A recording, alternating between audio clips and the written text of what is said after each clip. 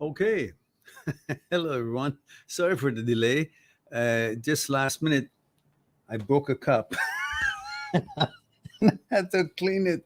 So, my apologies for being late. But hey, hang on. Let me see what's going on here. So, what's happening, guys? Who do we have here? We have Avatar. Hello, Avatar. Let me just say hello to everyone. And Sid is here. Says hello, General. M34 Estonia. Avatar is male UK 40. Says hi, Miran. Hello there. And then we have Guiding Words. Says hi, Miran. 21 male. From where? You forgot to tell me where from, Guiding Words. So I'll get back to you. And then Nilugani is here, 25 male, London. So salam, Mehran, salam, and Nilugani. And Jolene Westland is female, 23, Denmark. Welcome.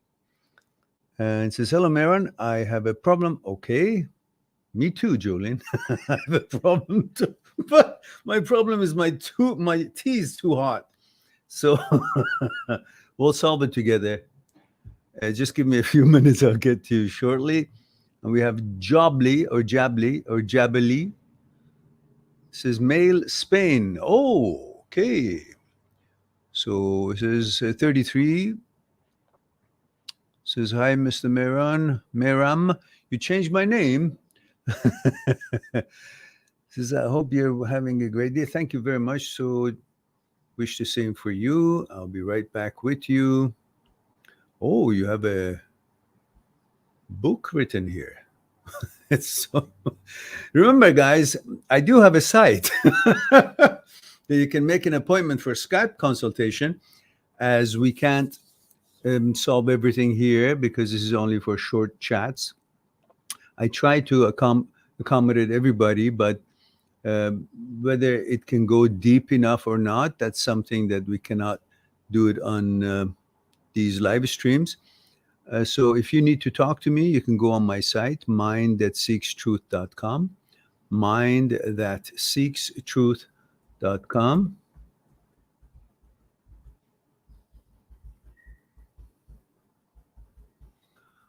And then you can make an appointment for a Skype consultation and we'll chat, explore it together one-on-one on Skype. So our first batter up is Avatar. Avatar says, Male UK 40, he says, "Hi, Mehran. Hope you're doing well. Hope you're well. Just a question." All right. "I'm a single father. Congratulations. Doing online dating. When I communicate to women, it all usually goes well until they find out I have a child. And then they politely reject me and say they are not interested. The girls are very attractive, and it does upset me when they do that. Any advice?" Yes, of course. First of all, you tend to think that you having a child is a disability. That's your first problem. Secondly, you're waiting to be approved. As you say, they reject me, as if they can reject you, or you think of yourself as someone to be rejected and would be fine, and they have a right reason to reject you, as if you have a deficiency of some kind. So you first change your attitude. Your child, son or daughter, is a precious treasure, is your best friend, is your family.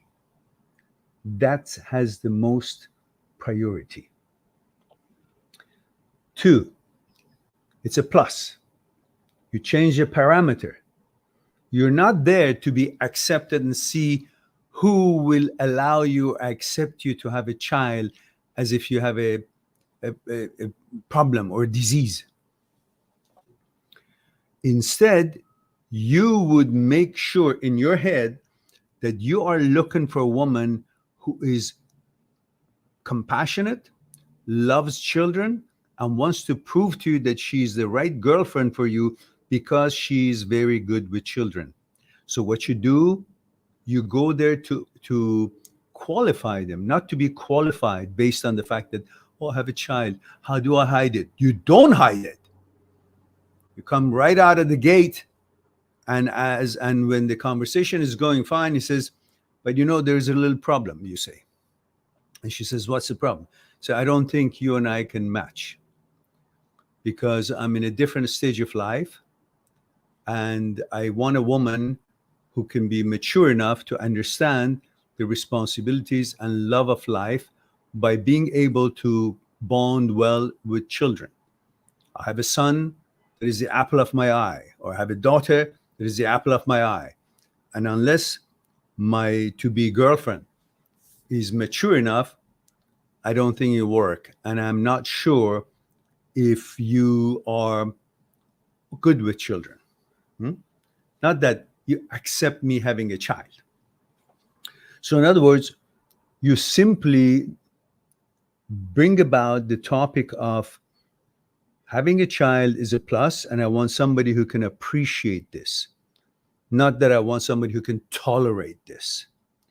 You change this attitude in yourself, and you will be on the driving seat, because it is not a game. It's very important. You want to have a girlfriend who actually is going to love you and your child together, and maybe it will go somewhere serious that you will have a child with her as well someday. But in the meantime, you are interviewing them because you have a son, you have a daughter. You got to see, who the hell is it that is coming to your life? What kind of a behavior? If right from the outset they're going to go, "Oh, you have a child, yeah, fuck you." Yes, I have a child and I love my child. Is number one, if it comes to that. You don't have to be so harsh, but if they behave that way, you say, "Well, sorry you feel that way. I guess you got to go and learn what life is all about." That's it. But you feel like, "Oh, I'm sorry that they leave me, they reject me." Reject you? How dare you talk like this when you have a son or daughter and you consider them a reason for some jackass to reject you? What the hell does that mean? So first, fix this in your heart, and then go in with this freedom, with this belief that you have some treasure with you, of a child, single father, honorable. So you're an honorable man and you're looking for a qualified woman. That's the end of it. I hope you will take that to heart. And we have Sid here, says, hello, General, male 34 Estonia. Again for a bit. Okay. Oh, you're in Estonia again. I got to ease on my passion. I get really upset when I hear these sort of things, such as Avatar's situation, because children are precious and very important. More important than the gal or the fellow, depending on if you're a single mother or single father, they're going to go out with. What you going to get? Sex? Okay. Is that the whole worth of your children, that they're taking your chances away to have sex with some girl who doesn't know what's coming or what's going? Or if you're a woman, to have sex with some guy who doesn't understand what maturity and responsibility is all about? It pisses me off when I hear these things. So honor yourself, honor your child. All right. Before I get too pissed off, I go, well, there are things that are important in life, and you got to clear those things in your head. You have to have standards. You're out there looking for someone to meet your standards, not to just meet her standards. And what they're frowning upon is their stupidity, because that's a fact of life. Every one of them, someday, if they're lucky, they'll have children. If they decide to have children, and if they're lucky, they'll have children. Some people don't have children. That's fine. But they're still amazing with children. They appreciate, they love, and they're compassionate, and they have passion in their hearts for raising children properly, protecting them. So, go with that. Sid says, I have a small question. All right. If it's a bloody small question, why are you asking me? You should be able to answer it by now. So, it says, there is a girl. That's a good question. A nice girl. With whom I had some moments. It was all nice, but I was very clear from the beginning that I do not want something serious. Now she messages me regularly. I do it too, must confess. But I want to end all of this. What the fuck is wrong with you? Why do you want to keep ending relationships because I don't want something serious? From one end, you're telling me the other day that I had to spend an hour or two explaining to you that you're full of shit, that I wonder if I'm going to be alone in my life, which I told you that's bullshit. From the other end, when you find girls who love you, like you, want to be with you, I made it clear to them that I don't want to have anything serious. What the fuck? Let me let me tell you this anecdote, and you probably understand. How I explain things to people. I want it to be fun, so here it is. There was this crazy house, a hospital for people who have gone, on the deep end, or they're being recovered, they're being treated for certain kind of it was called the crazy house. Let's put it this way. Let's don't be politically correct. Let's carry on with the joke. So the crazy house hospital, all the patients were in the yard, sunny day, and they were each doing something. And the doctor was going around checking on everybody, and they were doing their own crazy things, and what we all go through some days. And they were in the extreme case. And the doctor notices one of the patients sitting in the sun, having a vat of water, and have cut pieces of paper, throw it in the water, and have a stick, long stick, with string from the tip of it coming down into the water and holding it like this. So evidence looks like that he's fishing, those things in the water, and the stick with the string attached one end into the water, and he's just waiting. So the doctor says, "Oh, what are you doing?" The patient said, "What, you crazy? You're blind?" "Obviously, I'm fishing." So, okay. Sorry. So the doctor passes away. 2-3 hours later, again, as the doctor doing his rounds, he comes back and to the same guy. And he says, "Oh, okay. How many fish have you gotten?" He says, "All you fucking dumb. How could anyone catch a fish in a vat of water?" So you can see, this is your logic. Some days you go, so concerned about, "Oh, I haven't found anyone nice, and I wonder if I'll be alone." And then when you find somebody nice, say, "I made it clear that I don't want anything serious." What the fuck is wrong with you? You're playing with the doctor. So as you can see, I think you're trying to have your cake and eat it too. Either you commit to yourself to be a monk, go through life all alone without any female, and learn life and experience, walk the earth, and do whatever the fuck it is that you think you're here to do, free, independent, and all that, no commitment, and then see lack of commitment and feel something is missing. And then you wish towards the old age, you wish that you had a real nice partner, that you shared all the beauties. And I know you're a compassionate, emotional guy. You love to share good things in life with someone that you care about. But the problem is, you care about the wrong girls when they're actually not the right girl for you. But you fall for them all over. Why? Because I don't know, for a bit they seemed very intelligent, and then you suck up to that and wait and get hung up on that and try to convince them that you're amazing. And then when they are, you push them away, and when they're not, you pursue them. And then when there's some independent girl who really wants to pay attention to you, you disrespect her or discard her. This is life.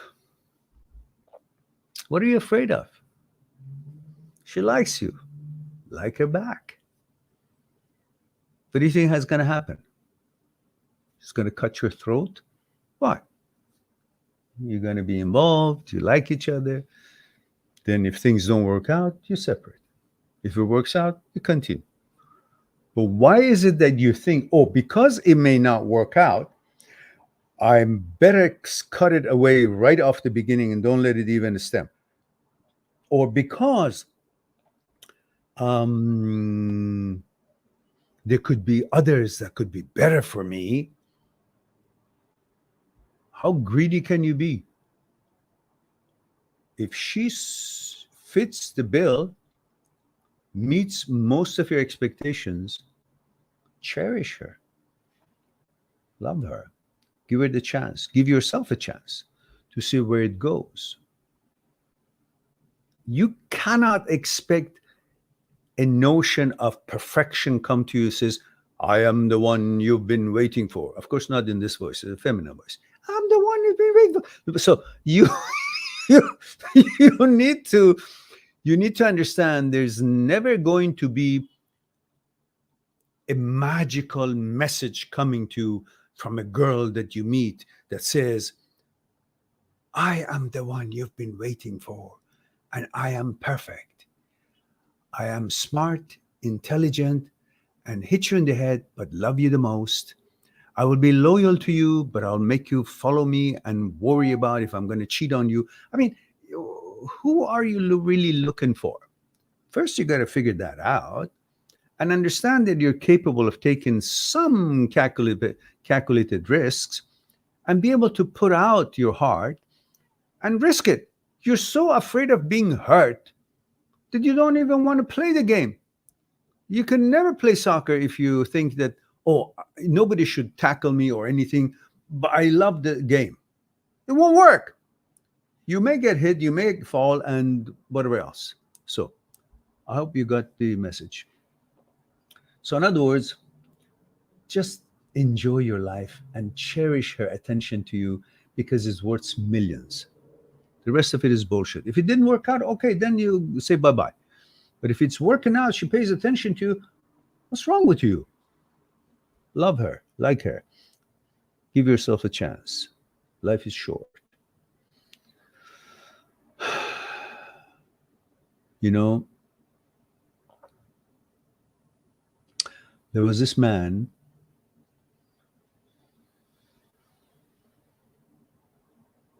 a Japanese man, walking in the forest, going about his business to the next village. And on the corner of his eyes, he noticed an animal is following him. Being frightened a bit, tried to look further. There's a tiger. Tiger is walking behind him a bit far. So he started increasing his speed, strides, faster. The tiger started coming faster. He started faster, tiger coming faster. Started running, tiger running. He's running, tiger running. He's running, tiger running. He's running, tiger running. He goes right at the edge of the cliff. He can't go anywhere. He loses balance. He falls. He grabs his hand on a couple of roots sticking out of the side of the mountain and is hanging in there. Tiger is above, clawing down to catch him, and he's above down. He's about to fall 1,000 meters down. Last moments of his life.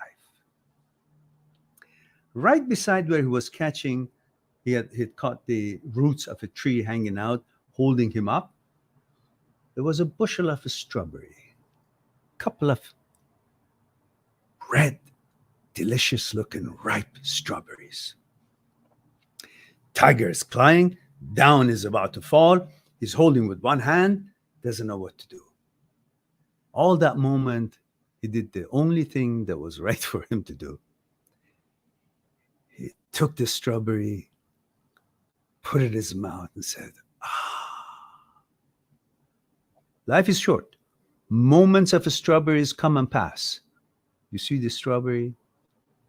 Take it and enjoy it. Otherwise, you'll miss it. All right.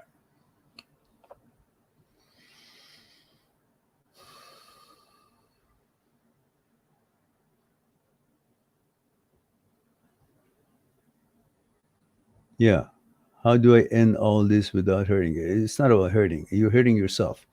So don't worry about, I don't want to hurt anybody. Stop this bullshit. You're not responsible for somebody to make a decision to want to be with you. And if it didn't work out, it didn't work out. It's not like you wanted to hurt them. Stop these business of hurting. I don't want to hurt. You don't want to hurt. Of course you don't. But you like her. She likes you. So what you're doing right now is bullshit. You're fooling yourself. Obviously, you have things in common with her. So enjoy her, let her enjoy you. And if it didn't work out, it didn't work out. Nobody hurts anybody. You're not responsible for it. But this business of just using people like tissues is bullshit. You go have fun, they make you happy, they converse with you, they get to know you, then you want to end it. What are you looking for? If she wasn't your criteria, what did you even become friend with her? Obviously, she's got things to offer. So just continue. Don't have to end things. Things will end for themselves if they're meant to be end. So you don't have to think about it. You don't have to think for the nature. Oh, I must go beyond and be wiser than the nature that has put this girl in front of me in my path. I should end it so she won't get hurt. I won't get hurt. All that bullshit. There's a reason she's there. Enjoy it. It has its own duration. It will dissipate when the duration comes to an end, or will continue if you guys actually see through the opportunity and make something out of it. So don't make decision for nature. Go through with it. If it ends naturally, you don't need you to end it. All right. Guiding words. Guiding word says 21 male. Again, you haven't said where from. Let me check and see if you have said it. You haven't? Okay, I'll go to the next. Until there, let's see. There it is, Netherlands. All right. It says, but we both had Arabic roots. It says, oh, and I'm 24. Yeah, that part you did say. So here it is. Hi, Mary. Oh, 24, not 21. Oh, you just grew in 3 years while I was talking to Sid? That's pretty good. So here it is. Guiding word says, hi, Meran, male 24, Netherlands. This is again about a girl who left me because her mother didn't approve of. Oh, that girl. The reason she didn't want me to go with her daughter is that our parents in the past happened to have little problem. She just didn't want to have any further risk between the family since she is now a widow. I have problems with feeling I lost something really unluckiness. I know I can find another, but I still haunts me that this is all due something I couldn't have changed. Yeah, but listen, you're missing the point here. Why is it that you should be responsible for this not working? Why can't you just see it? You consider her so special and so amazing that you should have done anything that you could so this problem wouldn't come up. It's not your problem. It's the mother's problem and her problem. You can see it and you wonder, I want her, but you don't see that she also knows the same story, but she's not doing anything to make this happen. So if she can walk away, why can't you? Don't tell me that you want to be in love with a girl who can walk away from you for no reason. So obviously she cannot be meeting your standards because she's not resilient. She's not a partner to be able to hand in hand stand in front of the things that challenges happens in life. She's going to listen to her mom, or she's going to listen to some bullshit out there, whatever the situation may be, or she's just going to give up because it's easier to give up than try for it. So she doesn't have the characteristics, and she can walk away on the word of her mother or on whatever reason and not see the importance of this relationship for whatever reason. Why can't you? Why do you want a girl who actually behaves this way and not as compassionate as you are about this relationship? Why? Because you're horny, that's all. There's nothing there for you to actually value her. These are the tests of life. If she can't pull through these challenges, if she can't go to bat for the relationship, if she can't go and talk to her mother, if she can't be consoling you and together facing this challenge, what the fuck is she for? But what are you impressed by? What? Her ass? Oh, everybody's got beautiful ass these days. You know? What? Face? Body? Legs? Everybody is good looking. Everybody is fit. It's because that's the prey you have found. And as a man who are used to be hunters, and in the olden days, hunting was food, was survival. And every time that a hunt would escape, it would be a disaster because it would mean famine, not being able to eat. So you get anxious and excited when you have an opportunity to bond with a woman, because hunting and eating was equal to having a girl having sex and procreate. Same value, at least a million years ago. But that stayed with us. So every time an opportunity to be with a girl comes up, that's sex, that's intimacy. You programmed in your genes that you want it, just like you want air, just like you want food. And therefore, it's hard for you to walk away from it. That's all. Otherwise, she's not qualified to be your partner the way she's behaving. She doesn't meet, it doesn't measure up. So if you look at it, why am I interested in a girl who's actually not in line and aligned with me in pursuing this relationship? If you don't question that, if you can't see it, then you're way behind the eight ball. So you have to understand, if she's not doing that and you still want her, is because you just programmed to want to have sex. That's all. She's not qualified. But being a female, it qualifies her for you to pursue her. That's a whole different story than being the right girl for you. But if you judge her based on how she deals and negotiates the situation that's come up, you can disqualify her right away. And then go find somebody else. If right at the outset, when you are all hot and for each other, and the girlfriend or the boyfriend, whatever the situation is, can't actually combine forces, why would you want to be with this woman? Tomorrow in your life, in your relationship, there would be other challenges that she's going to pull away, not synchronize with your values or common values. So let her go. If she's stupid enough and not able to logically discuss that with her mother, that means she doesn't care. If she can walk away, you can walk away. And stop thinking about an opportunity. What opportunity? She's a loser. If you guys like each other, but not willing to discuss things and make things work, you're missing the whole purpose of life. So walk away and find another. Offer yourself to that other girl who's willing to be a partner with you through thick and thin. All right. Pat Santos. No? Is that the one? No. I got to go to Indilugani. Indilugani 25 May, London says, Salam Meran. My ex reached out to me. She wants to call me. I said, that's fine, but I do not know now. It's been a year since she blocked me. I have a girl at the moment. Any advice? Please, Meran. If you have a girlfriend,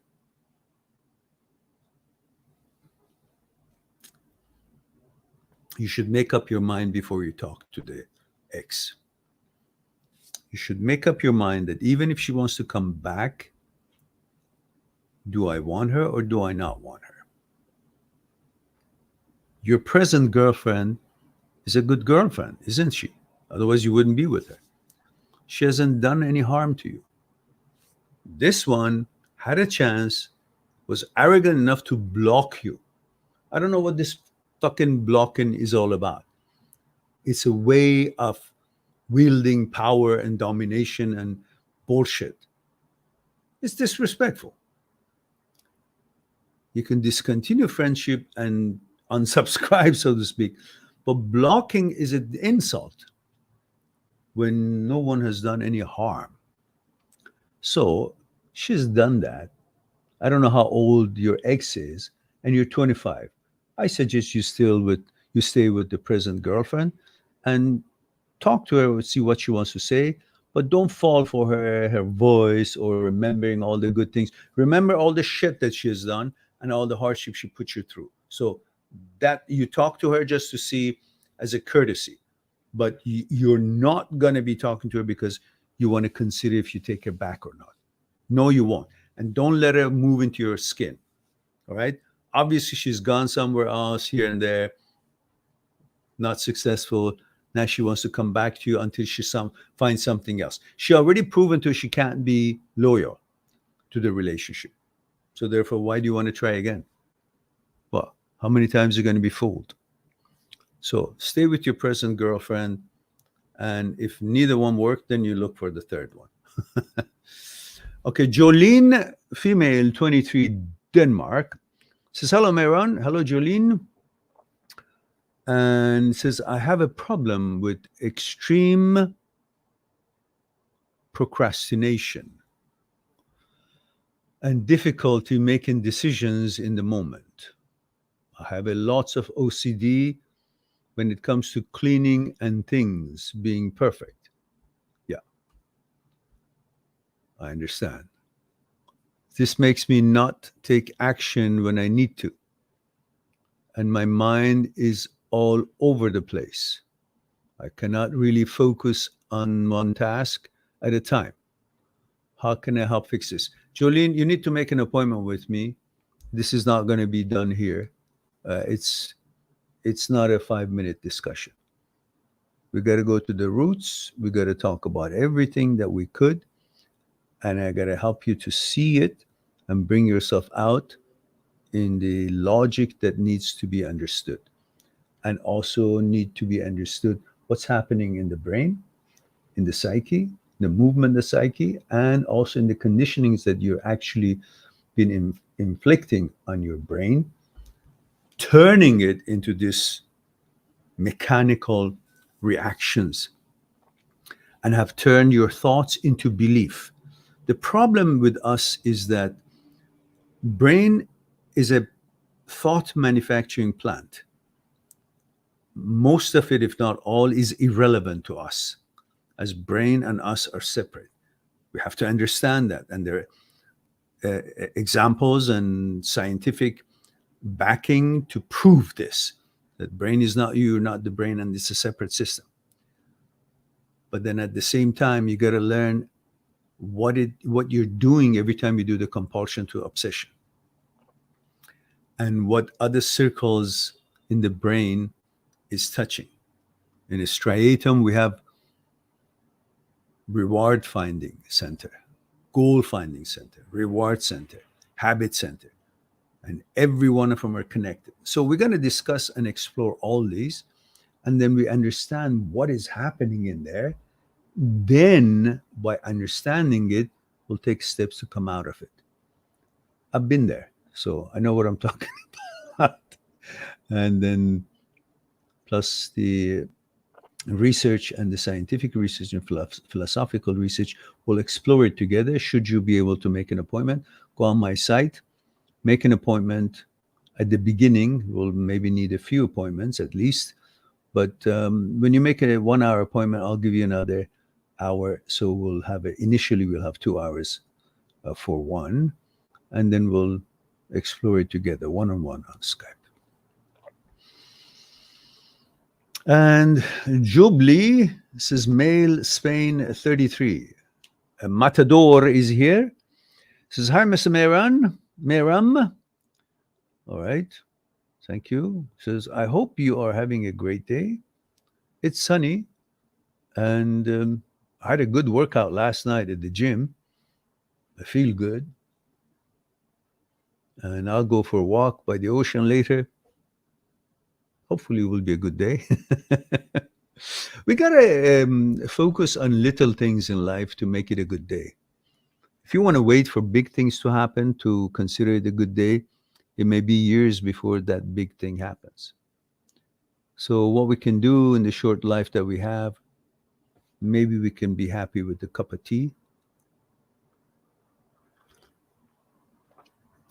a walk by the ocean, and music. If you play music, play some music, listen to music, read something, research something, think something, ponder on something, make a difference. Little things, don't have to be big things. And that would go a long way for the quality of the day. Because we can't have control on the things that could happen during our day, but at least we can have some kind of a control on valuing small things to bring about that little bit of a hope that we all need to further our strides towards the goals that we want to accomplish.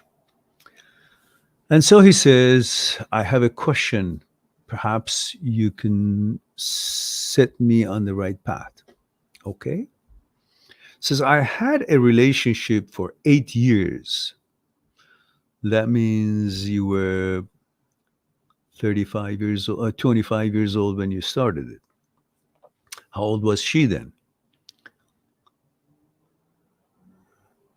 I had a relationship for 8 years that lasted 4 years.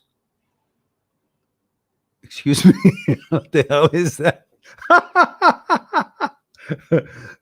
Are you joshing me? I had a relationship for 8 years that lasted 4 years. What the hell are you talking about? Is that the Spanish way of telling me that you were in a 4 year relationship?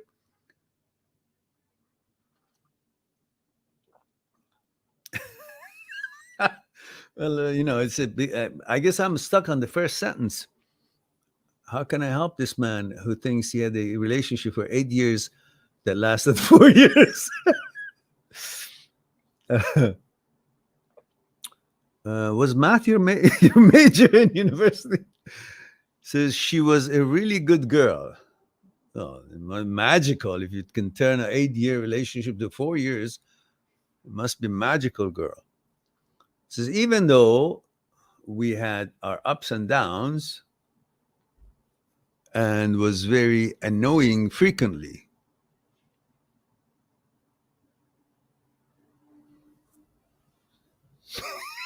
I mean, look, from the first paragraph, I can see this is my interpretation of what you said. I had a relationship for 8 years that lasted 4 years, and it was a great relationship, but it was terrible, awful. We always had fights. So I don't get it. Are you pulling my leg or what's going on? Says she was a good person that cared for me and my family.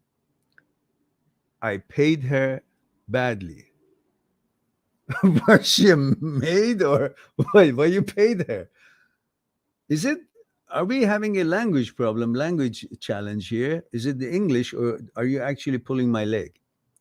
Like she was good and taking care of family. I paid her badly. You didn't pay her enough, or are you saying you treated it badly? Says I cheated on her. Okay, I'm getting it now. It's English. All right. I cheated on her, and the end of the relationship and moved directly to a new relationship with the girl I cheated her on with. Oh, all right. She found out, she tried to keep the relationship going, but I kind of broke up what was left of the relationship. And how stupid I was, P.S., to start the relationship with her. She cheated on her former boyfriend.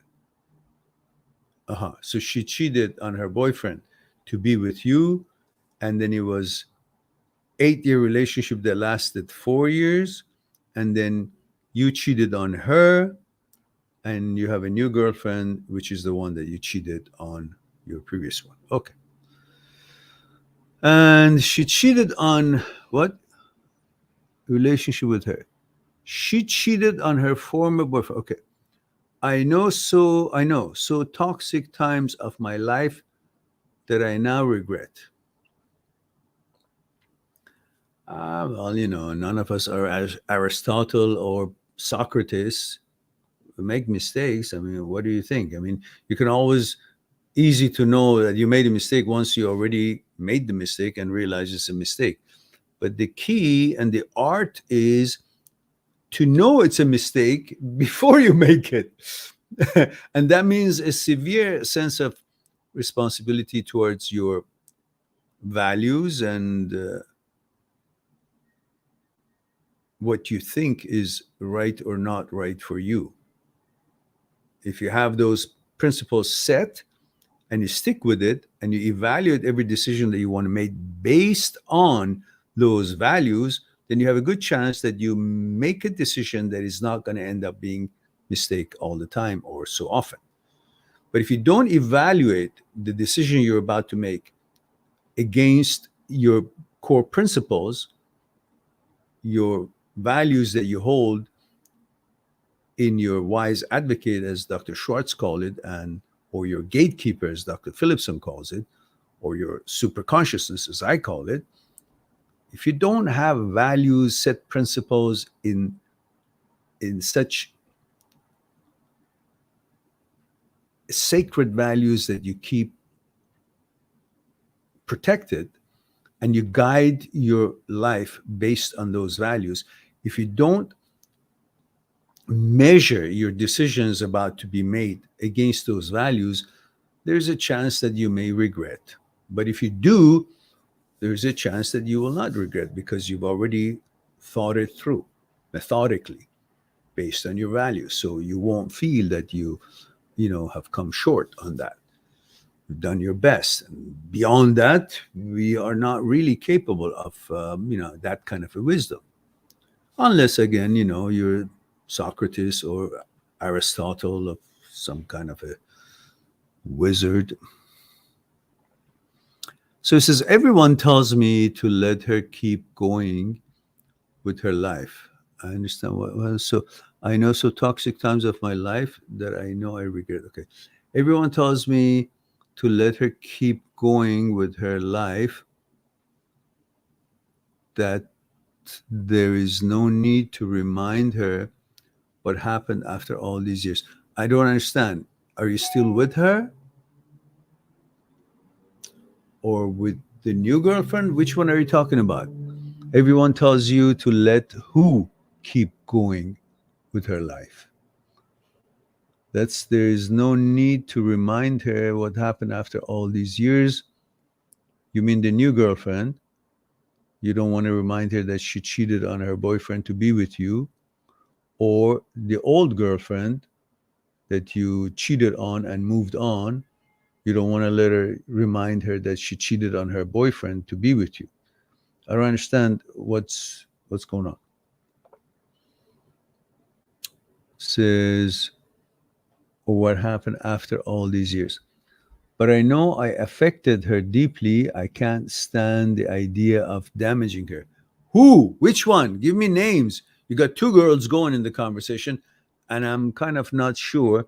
You've cheated on this one to be with this one, and the other one, the first one, cheated on her boyfriend to be with you. Which one are you talking about? So I don't know what to do. It's been almost 5 years since we broke up. Now I'm single again. Okay, you're not helping me out. First, you were with a girl, 8 years, lasted 4 years. Then you eventually cheated on her. And that's the girl who cheated on her boyfriend to be with you. Then you cheated on her. And I thought you're now with this girlfriend. Now you tell me that there's 5 years now you're single. You totally confused the hell out of me. And that's an art on its own because I do figure things out pretty good. But not in this case. Now I'm single again, and I don't want her to think, her who? Which one? To think I'm trying to get her back. Okay, you need to redo this thing and then put the times and the names and clear, oh, girl one, girl two, or what? I don't know, Jessica, Susan, something that I can understand. Her doesn't help me. Okay. So I'll go on till you fix that, and then we'll look at it again. Kokigo. Okay, that's it. No message, no hello. And Pat Santos says, Pat Santos, New York 27, long distance relationship. What do you think? Well, it could be sweet because you can only see the good things about each other. The words are very tantalizing, delicious, because it has your imagination to put pictorials to the words that are carefully crafted. But you don't see each other in action in real life negotiation, pending that when you guys eventually meet, then you got to spend enough time to get to know each other really well. Otherwise, long distance relationships would carry lots of excitement and mystery and beauty and kind and soft and intimate words, which creates the bond. But then there's nothing to follow until you guys eventually meet. And being able to keep that going for the time that it lasts and feed each other with enough enthusiasm, hope, and helping each other to know each other through words, it's a challenge. If you can rise above that challenge, it might work. And if you stay exclusive and loyal to each other while you haven't seen each other through this long distance relationship, it could have a chance. But if by any chance you give each other enough reasons to doubt on the exclusivity of the so-called relationship, then it can break down and feelings could be hurt. Tension could rise. When psychological security goes away due to certain words or behavior or lack of attention from each other towards the other, then doubt starts coming in, and then it subsides, that beautiful emotion that was created through the long distance communication. So it's a challenging thing. I don't recommend it, but it happens.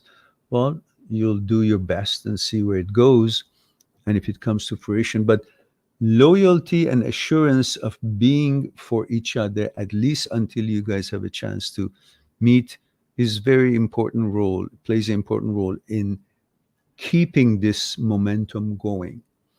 If that breaks down, then each person would eventually think maybe it's less risky and less involvement of energy and efforts and investment of time and feelings if they just go about their own way and just sever it. So these are the challenges you'd be facing. So it can turn out to be good if it can be followed by regular visits, and definitely faithfulness and exclusivity as a free will, as an independent selection rather than expectations of the other.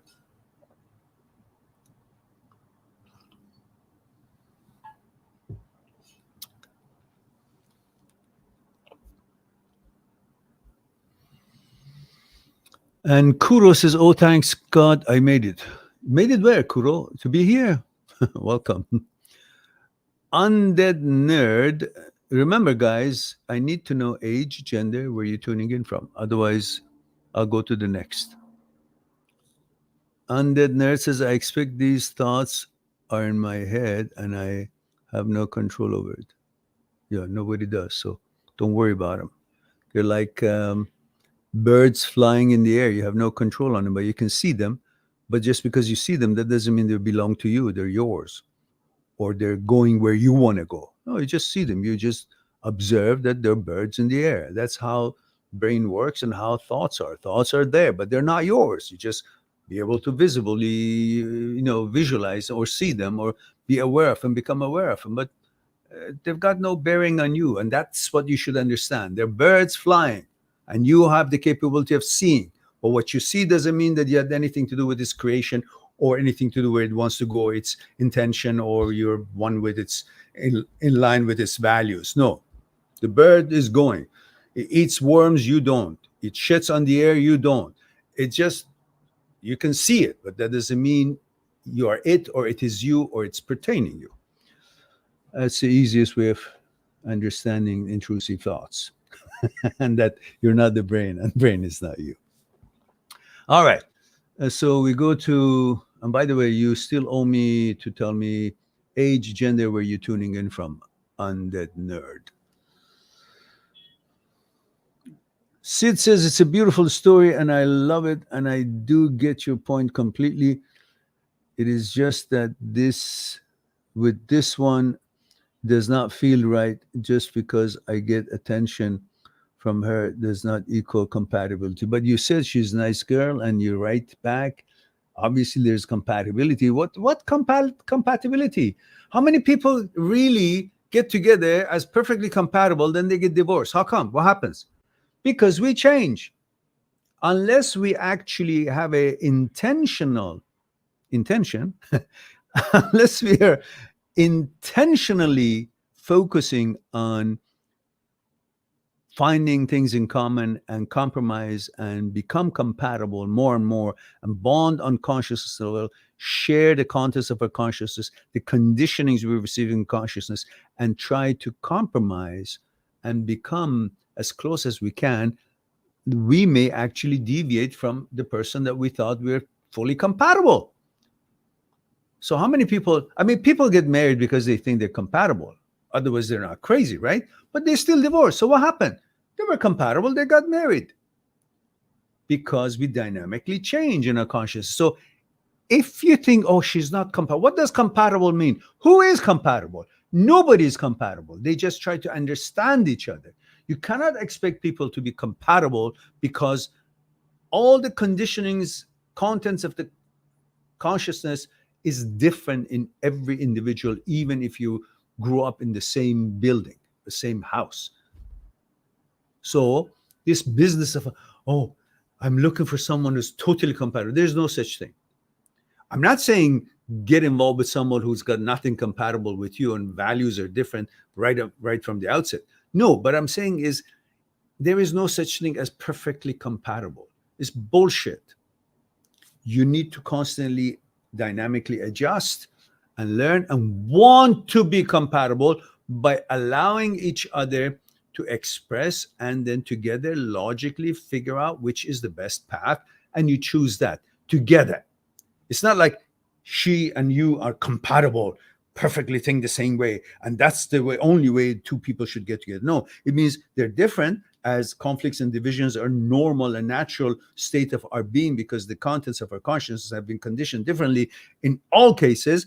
But we are willing to look at things to see what's the best thing for this relationship, and we're willing to compromise and make things to be palatable or workable for both when we want to become one unit. Understanding and toleration is really what explains the compatibility. There is no such thing as complete compatibility and sustaining it for the rest of the duration of the relationship.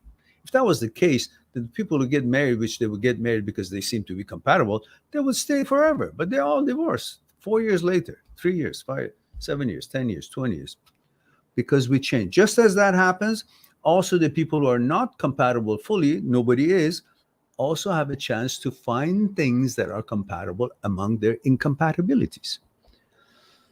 All right. You're looking for perfection. That never is going to happen. Nobody is.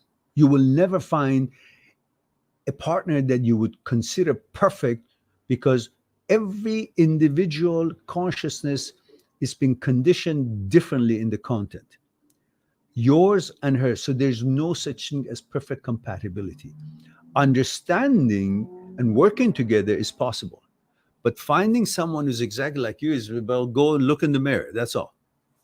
I don't think you want to, choose yourself as your partner, obviously, but you don't want to put up with something that is totally different values either. Reasonably able to compromise and dynamically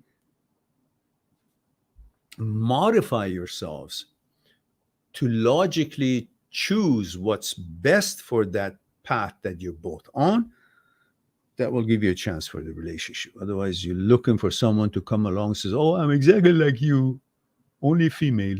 I don't want to have anything to do with that. All right. Bite-sized cars says, if you were 20 again and had an opportunity, would you move away from your family to study and build your life as a young man? What kind of question is that? Yeah, of course. Why not? Because that's what I've done. My dad sent me to the United States to get my education in university. I mean, every father or mother would do their best for their children, what they think is gives them the best opportunity. So it wasn't necessarily my decision. It was a decision that was made, and I welcomed it because logically I could see I got to go to university. So what better than going to university in the United States? Why not? New environment. Now, when you're young, you don't have any fears. I was not quite 18. I wasn't quite 18, just about to become 18. So I was sent to university. So I was excited, new environment, new people, new language. I learned it quickly, loved it. New girls, amazing. Everything was amazing. When you're very young and inexperienced, everything is great. You try to cope with it, learn it. That's what we human beings are. We learn things. We want to learn things. So what are you going to learn if you just sit there and not be independent as much as reasonably you could be handling? So it was a great experience. I went to dormitory and lived there and studied and found friends, and I grew up, you know, big part of my life. I grew up in the United States. So, I mean, that very important part of life, finishing high school and finishing university. That's a very important part of life in every young person. All right.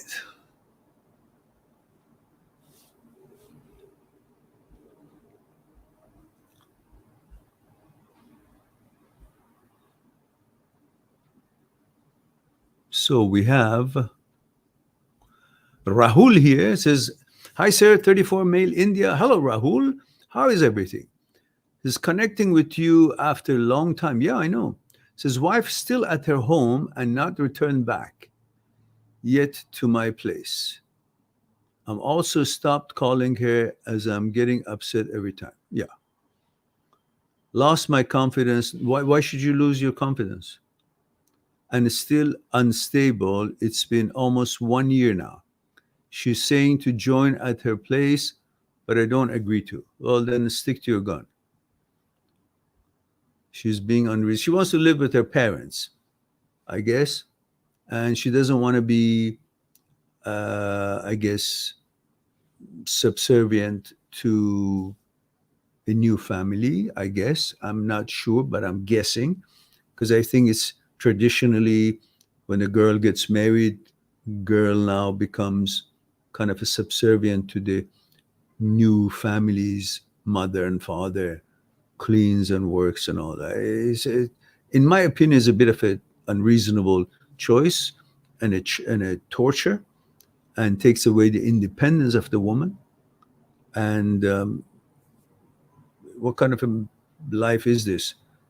That forever you were a daughter of your own family and had to listen to your mother and father, and now you get married and you got to go become a subservient to the mother-in-law and father-in-law and work and clean their home and make food. That's to me that's not that's not good.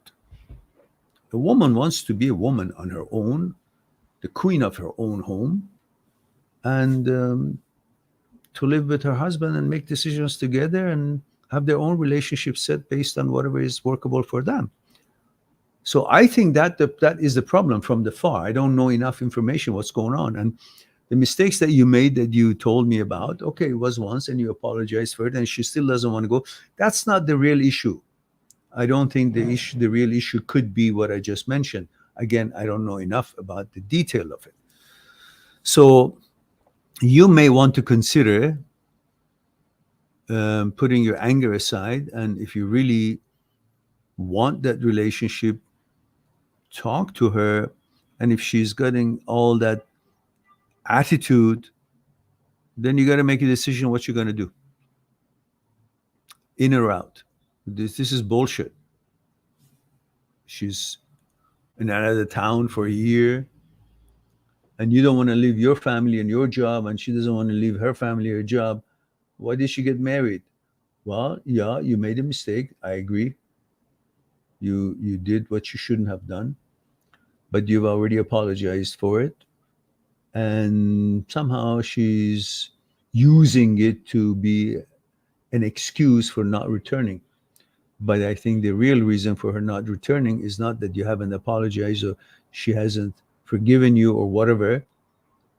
Maybe she's scared, or maybe not. Maybe she's using it as a reason that she doesn't want to tell you what the reason is. And the reason could be that she doesn't want to live with your parents.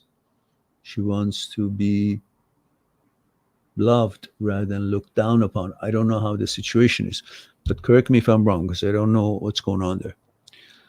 And Rahul says, your video is helping me a lot for getting the answers regarding my wife's behavior. Okay, I'm glad that does that. And then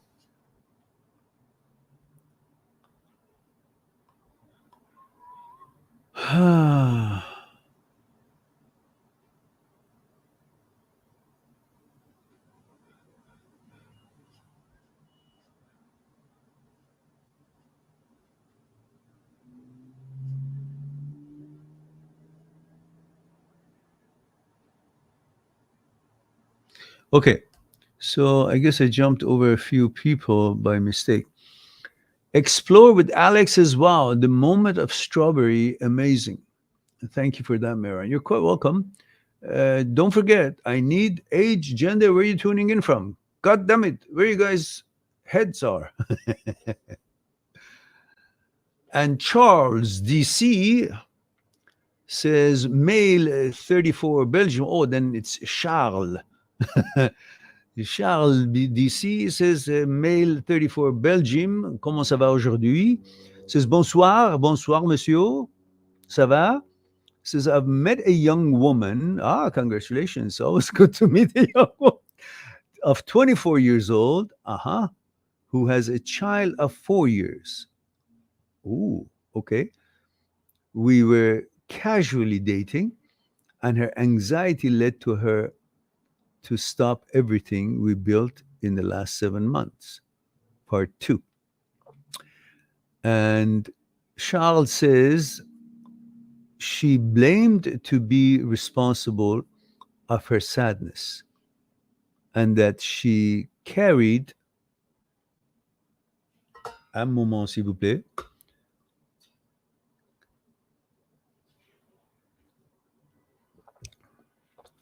and that she cried nights long in front of her daughter. I got attached to her, and I don't know how to handle this after she left. I still don't understand why she left. Anxiety for what? I don't have any more information here. So the question is, parce que.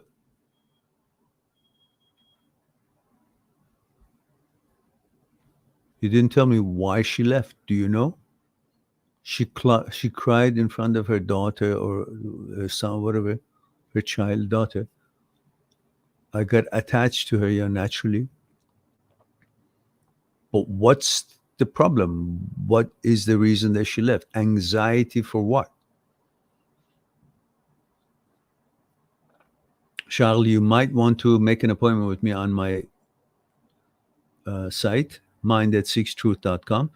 We can explore it together in detail, because here obviously needs a lot more discussion.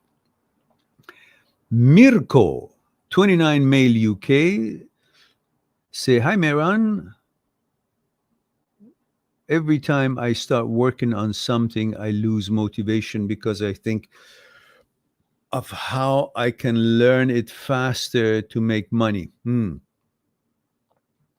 And think there might be easier way to make money. How to stop? Well, don't stop what you're doing, because that thing is actually making you money while you're thinking, what's the easier way to make money? That easier way to make money is an idea which hinges on the word easy, which disappoints you and discourages you from continuing what actually is making you money. I don't care how much, little or more, doesn't matter.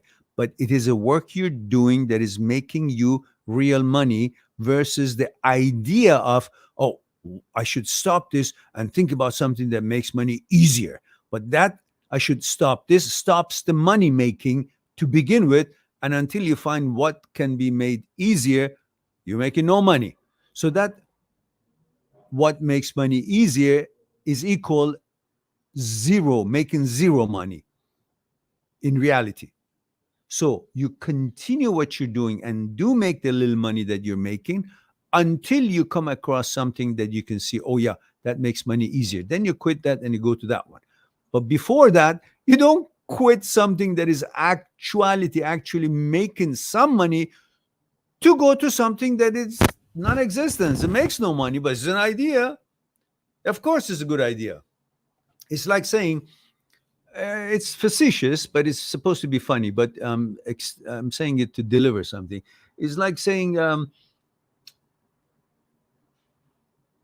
you're having a girlfriend, a beautiful girlfriend, and you say, oh, it would be nice if I had two girlfriends, both beautiful. So why don't I break up with this and go look for that? Oh, good luck. So you just lost a great and amazing girlfriend and a good relationship for the idea of having a bigger or better fun, which that's an idea. It's not reality. So the problem is that your brain cannot distinguish between illusion, virtuality, and actuality, reality. So when it comes up with the idea of, I'm having my steak, but it would be nice to have that spaghetti over there, so I'm going to leave it and go, there's no spaghetti. It was an idea. I have a steak in front of me, but I actually I think it's better to go and get in a spaghetti. And now you get up your chair, leave the restaurant, and look for spaghetti. And of course, you can't come back here because there's a lineup and the spaghetti is not available. There's lineup there. So you stay hungry. So the problem here is that your brain is confused between virtuality and actuality. Thinks of the virtuality, an idea, same as if it's real and actuality, and then starts comparing them and choosing the one idea that doesn't exist as if it does, but it has a lack of understanding that this doesn't exist, this exists.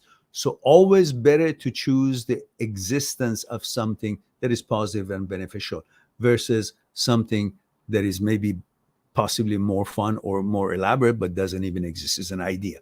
So the ability to distinguish between virtuality and actuality is your problem.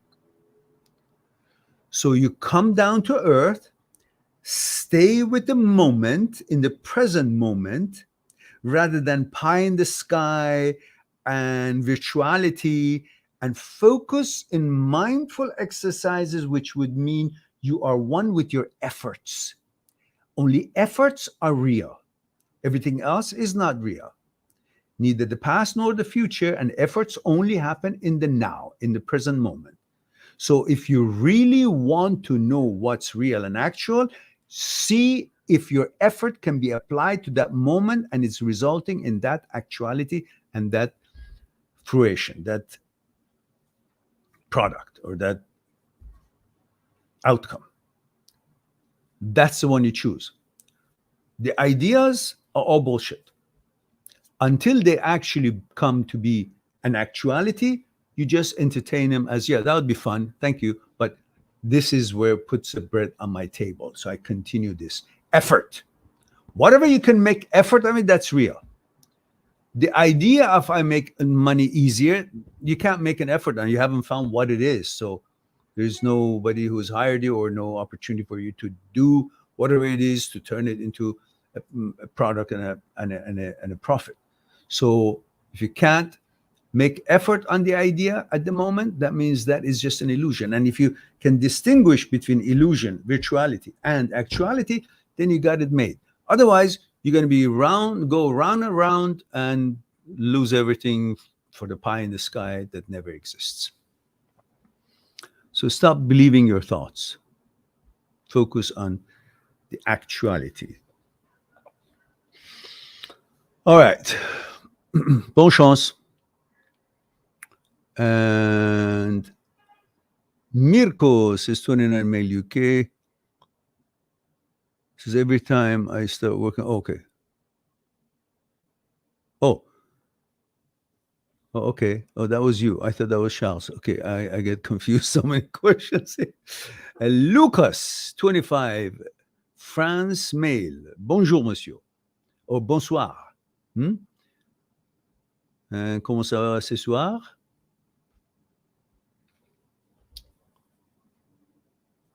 And salut, Harry. Hello, sir. Hello. Guys, I need age, gender. Where are you tuning in from? Tavion Smith, male, 18 years old, from New York. Thank you for that. And Muhammad Ansari Khan says, 18, male, India. I get discomfort, irritation, stress, distress with same gender interaction, which never happened before. I always had intimacy, crush, love, sexual feelings towards girls from 2 years age. So nothing has changed. But whatever that happens is the overactiveness of the amygdala, which is sending emotional danger signals when it doesn't exist. It's just nothing to do with you or your inclination, your individuality, or your sexual orientation. None of that. It's just that the signaling system that is a malfunction, that is overacting and sending danger signals when it doesn't. And these danger signals could be no more than the fact that you see them as a nemesis, as someone who could be fitter or better looking, in your opinion, that could jeopardize your chances with the girls, and you get anxiety because you're always looking to be good looking, to apply so the girls would like you. So when you see someone, you recognize the good looks, and the recognition of the good looks interprets in your brain as if you're interested. You shouldn't have recognized, you shouldn't have noticed the good looks of this man. Bullshit. We all notice anything good looking. But that doesn't mean just because I notice something is good looking, I want to have sex with it, or I'm interested sexually in it. But the brain has a different interpretation than you do, because brain is not you, you're not the brain.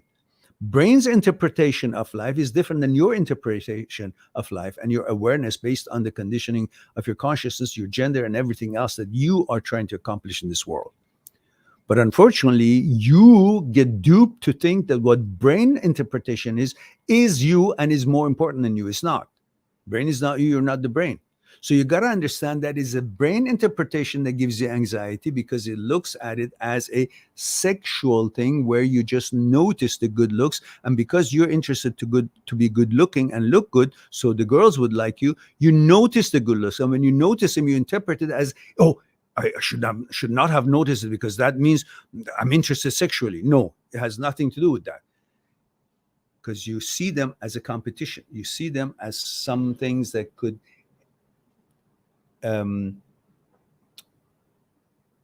what's the word? Something that could limit your chances with the girls, inhibit your chances with the girls, something that could come between you and your chances to present yourself as a good-looking man to the girls. And because you just saw somebody that had good fit or good look, and we notice that because we want to have those muscles, we want to have good muscles, so we know what good looking muscle looks like. And when we recognize that, we interpret, the brain interprets it different than we interpret it. We interpret it as, that's a good muscle that I should have so the girls would like me. But the brain interprets, oh, you notice the good muscle and good looks, that means you're sexually attracted to that. That blows you away, because that is totally contrary to your values. And remember, because these things, these anxiety and so on, show up sometimes before you actually get a hold of them and subdue them, and you don't care about them anymore, the fact that you notice the contradiction between what the brain says and what your values and inclination and your actuality is, that's the awareness. There is never an awareness if there is no contradiction. So if you're aware of this, what you just said, that means you've noticed the contradiction. And the contradiction means you're not what the brain says. Otherwise, you would not consider it as a contradiction. And there would be no awareness of a difference between the brain and you. And what is it saying? Is that means that, that means I'm this, I'm that. These are all awareness, and you're aware because there is a contradiction. In fact, because if there was no contradiction, that means you were what the brain would suggest, you would not be aware of it. You would enjoy it. Great. Just like when you see a beautiful girl and say, oh, nice. But you don't say, oh, why am I thinking it's nice? The fact that you question this, that means there's an awareness. And awareness is only there when there's a contradiction. And contradiction means I'm not what the brain says. So let the brain interpret itself what it does. It doesn't matter. Your interpretation of awareness is based on your values, and that is already set. It's not going to change. So just understand this is the overprotectiveness of the amygdala in your case, which is overactive, and some of us are like that. And it means nothing to do with your sexual orientation or anything else. So chill out. All right. Salu Barry says, I'm 27 from Minnesota. Me and my wife got into an argument about me doubting her loyalty. Before I can finish talking, she hung up on me. What do I think of that? I said, I never called back if she do. I don't understand. You're from Minnesota, but I'm having a hard time understanding the language. So could you help me out, please? Now, when you say you were on the phone, it tells me that your wife is living in a different place. I think you might think that I remember that you've been here before, or you told me a certain part of the story. But my recollection now tells me maybe you're the gentleman who said that you're in the United States, but your wife is somewhere in back home, possibly Africa, and that she's supposed to come here, and that's why you're on the phone. I think that's why you were talking about on the phone, and she hung up, because if you're married, supposedly husband and wife live the same together. So if she's giving you reasons to doubt her loyalty, well, it would be great if she could understand that she could help you to not be doubtful rather than getting angry and upset, because obviously you're here alone, and she's, I don't know, a pretty girl, and you have such intrusive thoughts, and it happens to many of people who would be caring about their woman, and they could doubt the loyalty if they're not in touch on regular basis as they wish. And some make sure that this is understood as a default value between the two, and they would have no question about it, and they would just trust their interest toward each other, and they would respect that. And they would respect that if there would be something new, they would tell each other, and they would amicably, civilly sever the relationship, no harm done. But in your case, you're married and you're living two different places. Unless you're not sure about the class or values of your wife, I don't think you should doubt her unless you have real good reasons. So give her the opportunity to explain, and don't accuse her of something that you can't be sure just because that's your fears. Uh,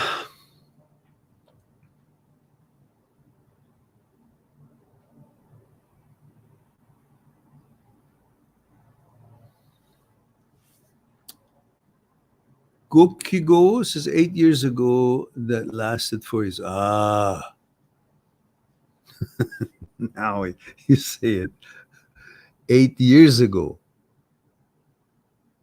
All right. Says he probably means that. Oh, Cookie, I don't know. I will leave it for him to explain. Muhammad says, I'm diagnosed with anxiety by a specialist doctor. Oh, okay.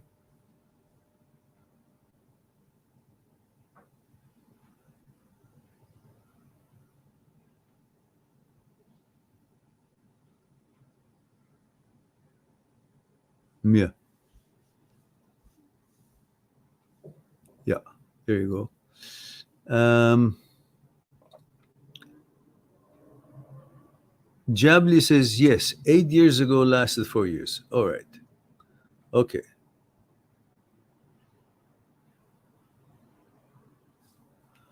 Says, stop roosting me, Mehran. What does that mean? Roasting me? Well, stop, talking out of your hat and make it clear. God damn it. We have only so much time here. I hope that the messages would be clear for me to be able to give meaningful um, advice or at least interpretation. So please make sure your stories are well written so I can quickly figure out. So let's go back to Jabli and read that back again with the new information. But at the same time, when you say her, I don't know which her you're talking about. So do you mind to correct these wordings so I can follow, or give a name or give a number? Like the first girl, which was my 4 years ago's girlfriend, and the girl that I'm with now, or at least I was with now, because at the end you said you're single, but all along I thought you moved to another girl. So these are the things that perhaps if you would mind to correct them, I'll get back to it.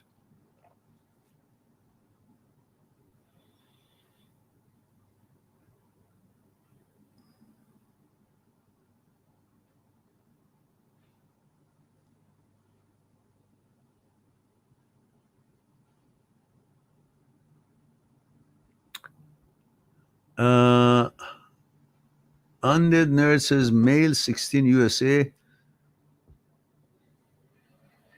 Says, I'm getting sick of that. Of what?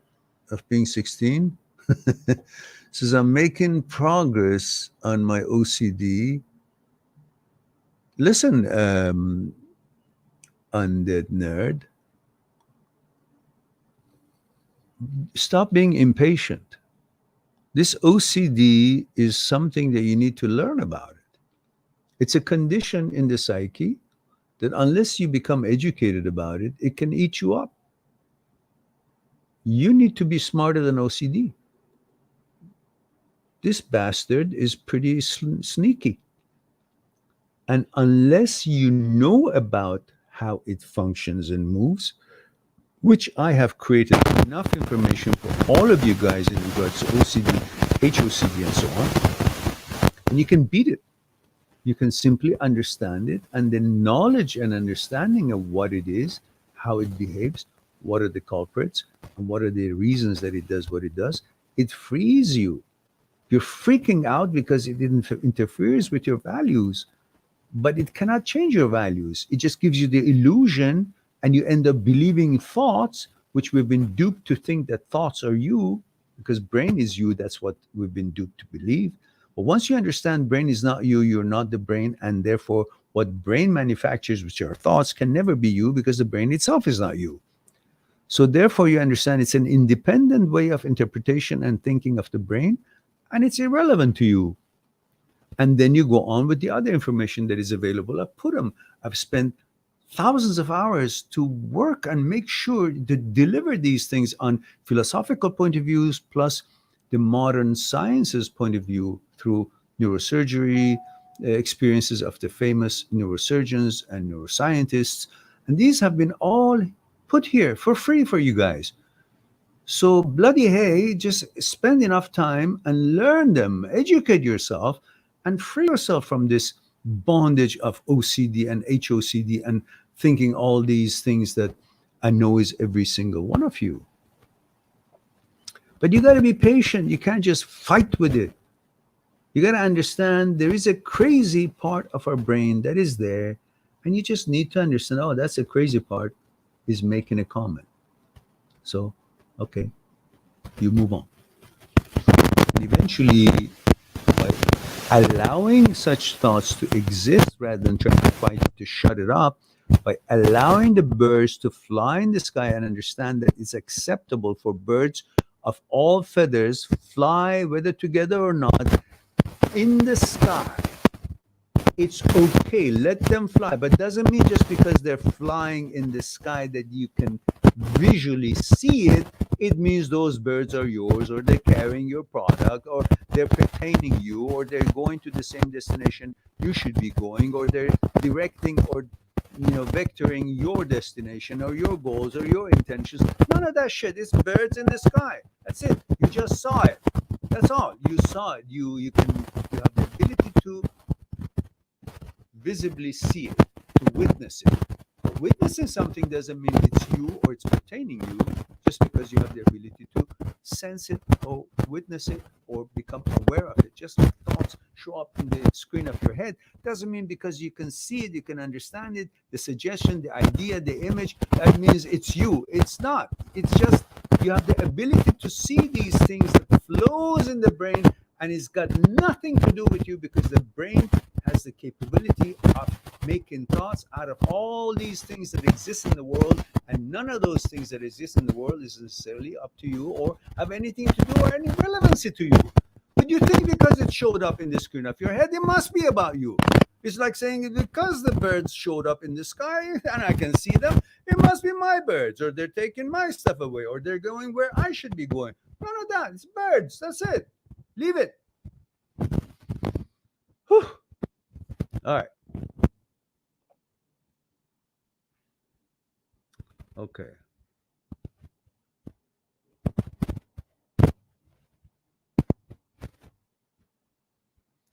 The thing is, you're constantly thinking about, just like what you said, these thoughts are not bothering me anymore, and hopefully they go away soon. You're just thinking that they should go away. I don't care if they go or not. It's just saying, oh, um, these birds, I know they don't bother me anymore, but I hope they don't show up anymore. Oh, what's the difference? I don't give a shit. They can show up, don't show up. I choose to know where I'm going on my own, not because I see the birds going that way. That means, oh, I probably should be going that way. I'm going that. Why do you do that? You don't need to have the birds to disappear. You don't need to have the thoughts to stop or disappear. You just need to understand that they're irrelevant to you. You can accept and allow, they can exist. Okay, they exist like anything else exists in the world. Do you have to stop everything else that is not in line with your values in the world to stop in order for you to have a free life? Independent life? No, you allow them. Everything is they accept that all these shit or whatever you don't agree with or you like or you don't like exist in the world. And you choose according to what it is good for you or not good for you, in line with your values or not. You roll in life with your vetoes and choices, regardless of what's available, what's in action, what is in the world or not. There's so many things in the world. What does that mean? It's the same world I'm living in. Just because there are other things in the world, that means they're in line with my values? No. Same thing. Brain. So many things flow through it. Just because it flows through my brain, then therefore it has to do with me? No. I just understand that all thoughts can exist. I just understand that all things in the world can exist. But I roll with my vetoes and choices based on my values and my preferences. That's all. The rest of it, expecting that intrusive thoughts should stop so I can then be free. No, I can be free whether intrusive thoughts there or not, because I am the one who chooses that this pertain me or not. Not that by its showing up, it means, or it pertains me. Not just with this bird, just I can see it is now flying. That means, oh, it turns, so that means I'm turning. No, I can see what it does. Okay, it does. I do my own thing. There we go. Okay.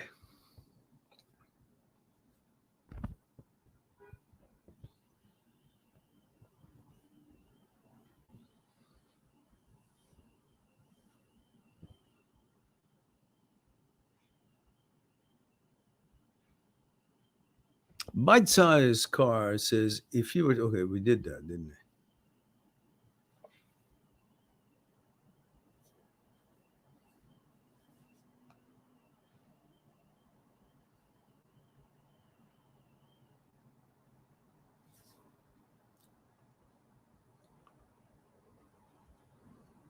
we? You see, Sid, you say, I want to play the game, but with her, It was just playing the game. I do not wish something serious with her, but I will try. Listen, your problem is that you think you have to announce what you don't want or what you do want so you can be honest and not responsible for any hurt or anything that may not be palatable for you. And sometimes you want to change your mind, you want to set the grounds for your ability to change mind, not be responsible for that.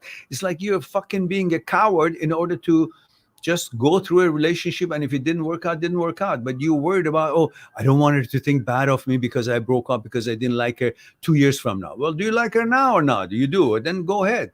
And when you don't like her, you say, well, listen, dear, I've changed I don't like you anymore, just like the girls do. It's humanity. You can't. That was a French accent, was it? Humanity. Listen. So you can't help it.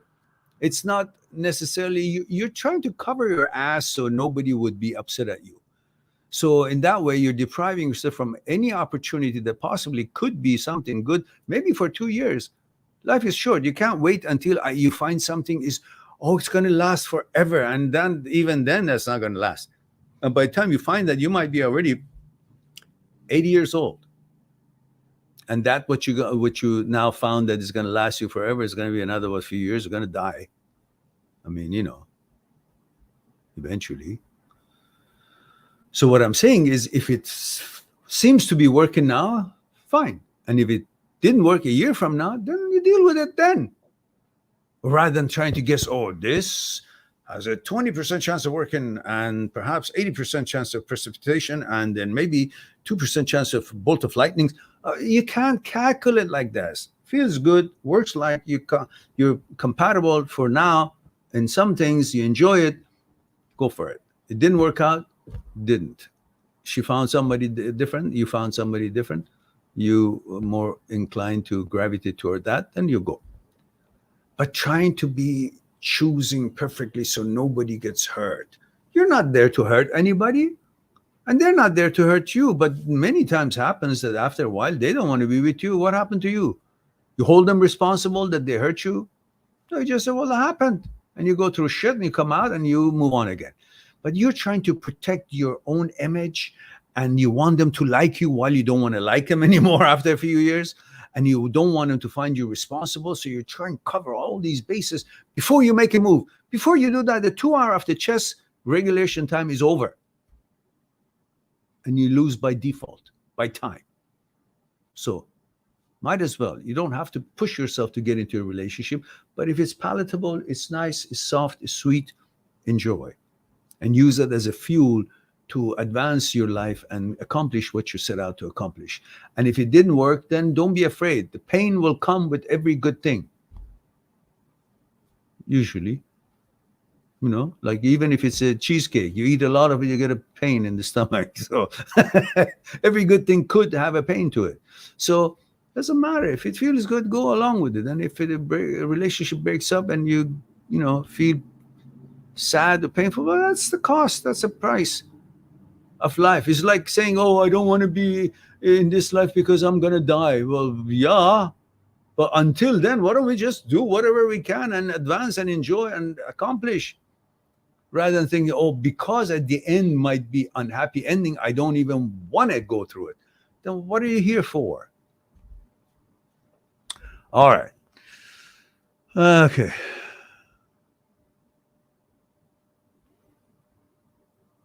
Explore with Alex says, wow, the moment of strawberry, amazing. Thank you for that, Mary. You're quite welcome.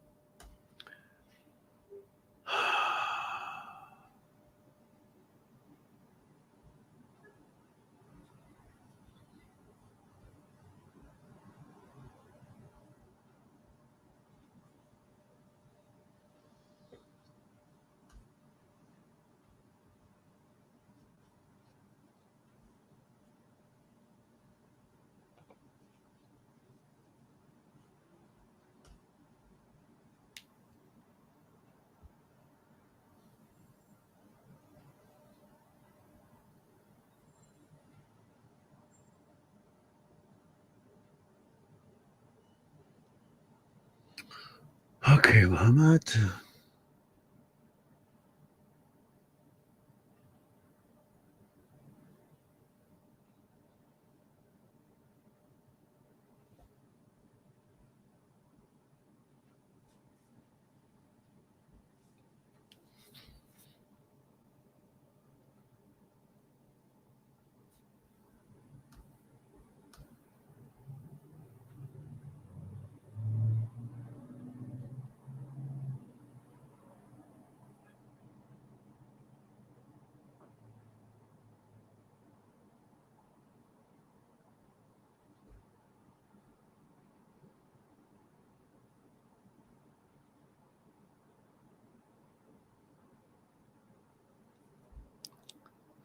Instinctivity, Male USA, Florida. The only free place in the United States right now. What do you think about energy? It takes energy to think. I don't have that energy right now. Don't give me hard questions right now. Says you think it's better to focus on your career and stop chasing love.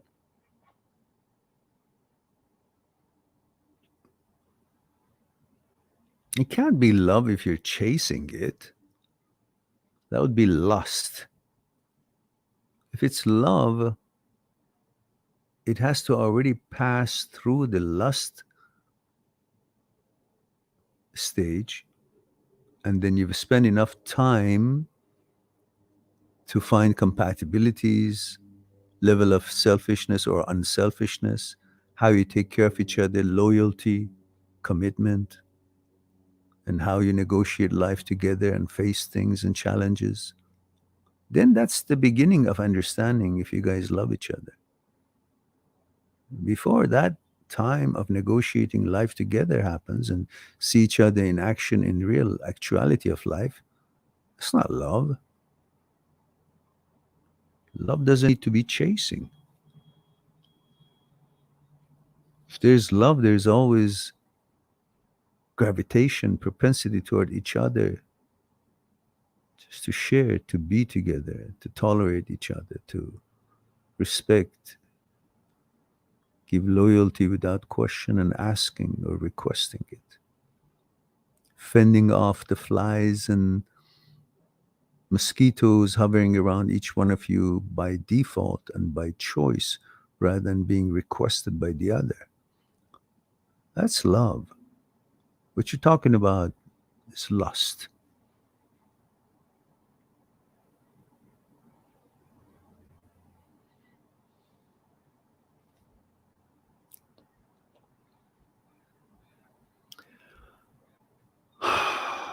Bold's Capital says, sir, my name is Jay. Hello, Jay. Remember? No, I don't. Because there's so many people have similar names. I'm sorry.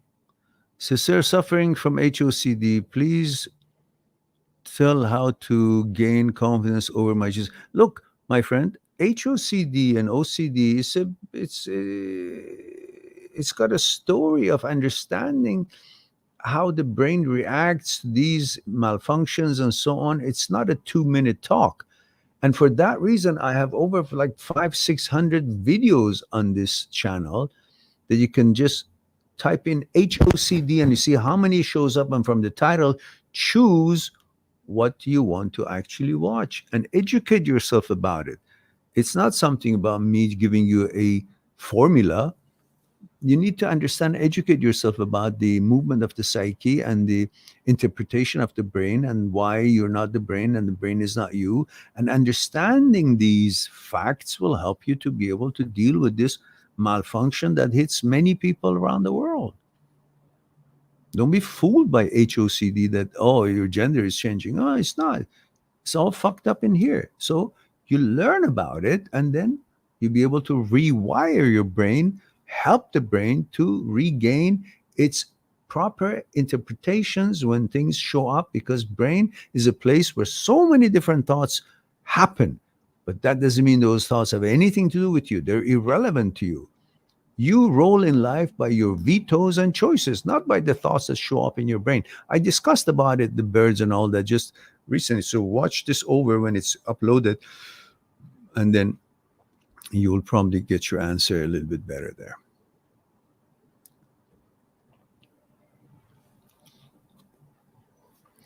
Pat Santos says, thank you for long distance relationship. I live in New York. She lives in Dominican Republic. Wow. That's pretty long, I guess. And Pat says, thank you for your answer. You're welcome. Pat says, sometimes you don't get lucky in some city and other, yes, like New York or Miami or city or country. Sometimes bad luck in New York and dating and Miami is good. It's not about luck. It's about, you instead of seeing the actuality of the person, you see an image you've created of them in your own brain, and you should stop looking at people as the image your brain creates based on your need for them to be that way so you will be happy. Let them unfold and let them actually prove to you that they are what you expect, or they're not. If they're not, just walk away. Don't be fooled that, oh, it's a female. I want to lust. I want to love her because I want to have sex with her. Therefore, I'm going to put up with everything. Whatever she says, I'm going to just image it and package it differently and have an excuse for it and then love her. You don't want to love her. You just eventually got to come to terms with who she is. So you better allow this to unfold right at the outset, and unfold yourself right at the outset, and find reality and actuality in your relationship rather than falling for each other's images and have these images of a relationship without really the actuality of you to know each other at all. That's why breakups happen so easily, because people don't have relationship between the two. They have relationship between their images. The image you've created of yourself in your mind with the image you created of her in your mind, and she has the relationship between the image she has created of herself in her mind with the image she has created of you in her mind. And then these images have a relationship, but neither one of you know each other. When you do, so what the fuck? I want to divorce. I want to get rid of it. I want to separate. Because you never spend time to really know each other's actuality. You just needed the other one to be in a certain way so you would feel comfortable and happy and that I've accomplished.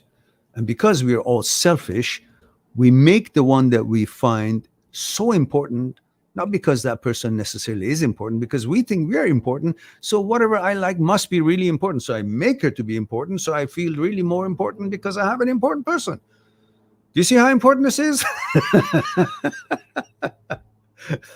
And how confusing it is? So it's all based on our selfishness and need to be important, and we make the other person important. But she's not really important, or he's not really important, but you made it important because you want to be important. So you're fooling yourself, aren't you? So stop fooling and just come out with the actuality of each other, and then see if you can be compatible and work together and build something real. Okay.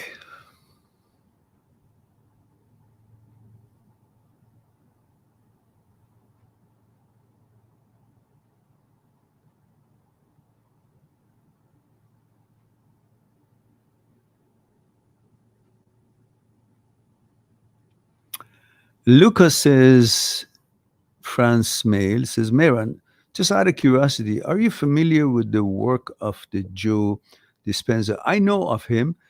He speaks, if I remember, in line with the studies that I've done in university in regards to martial arts and mind and body coordination and the relationship between the power of mind and the power of the nature and the energy of the nature and our energy. And that is an elaborate discussion and learning that we trained in for years. And I see that the PhD scientists such as Joe Dispenza talking about these elements as well, which we learned it through the Japanese martial arts and skills of meditation and understanding and practicing that actual energy in actuality, like being able to visibly see what's visually is not possible to see. So through certain exercises, we were able to feel the difference, what energy creates and the difference that it makes, while the energy itself is not visible, but what you do with it can become visible through what it does to the body and how it makes the body react in a certain situation when it doesn't. For example, this very exercise that I've shown in here to many of you, which I'm going to show it again here, it's about 1 minute and 38 seconds. So I want you guys to watch it and I'll come back to you. That's pretty much what, just one example of it. Subscribe on my channel, visit my channel, and go through the videos that you might be interested in, mind@seekstruth.com, making it one step away to talk to me one-on-one on Skype and discuss what's concerning you. I'll talk to you soon. Well, we too, like the iceberg, have 1,000 times bigger powers that is not visible, and we must. Why? Is it something we're rambling on and I expect you to accept it? Or is there actually another power within us? Would you come and help me out? Okay. What I want you to do is put your hands underneath my arms and just lift me up. There we go. Okay, now, that's my physical part, right? Same thing. Again, with that. Just want to see if there's any difference. Go ahead. Now, go ahead. Now, this, go ahead, when you're ready. Go ahead. So you see, this is different than what he was doing, and I'm not really doing anything. You convinced? Yeah. So are you guys convinced that there is something other than, thank you. Yeah, Thank you very much.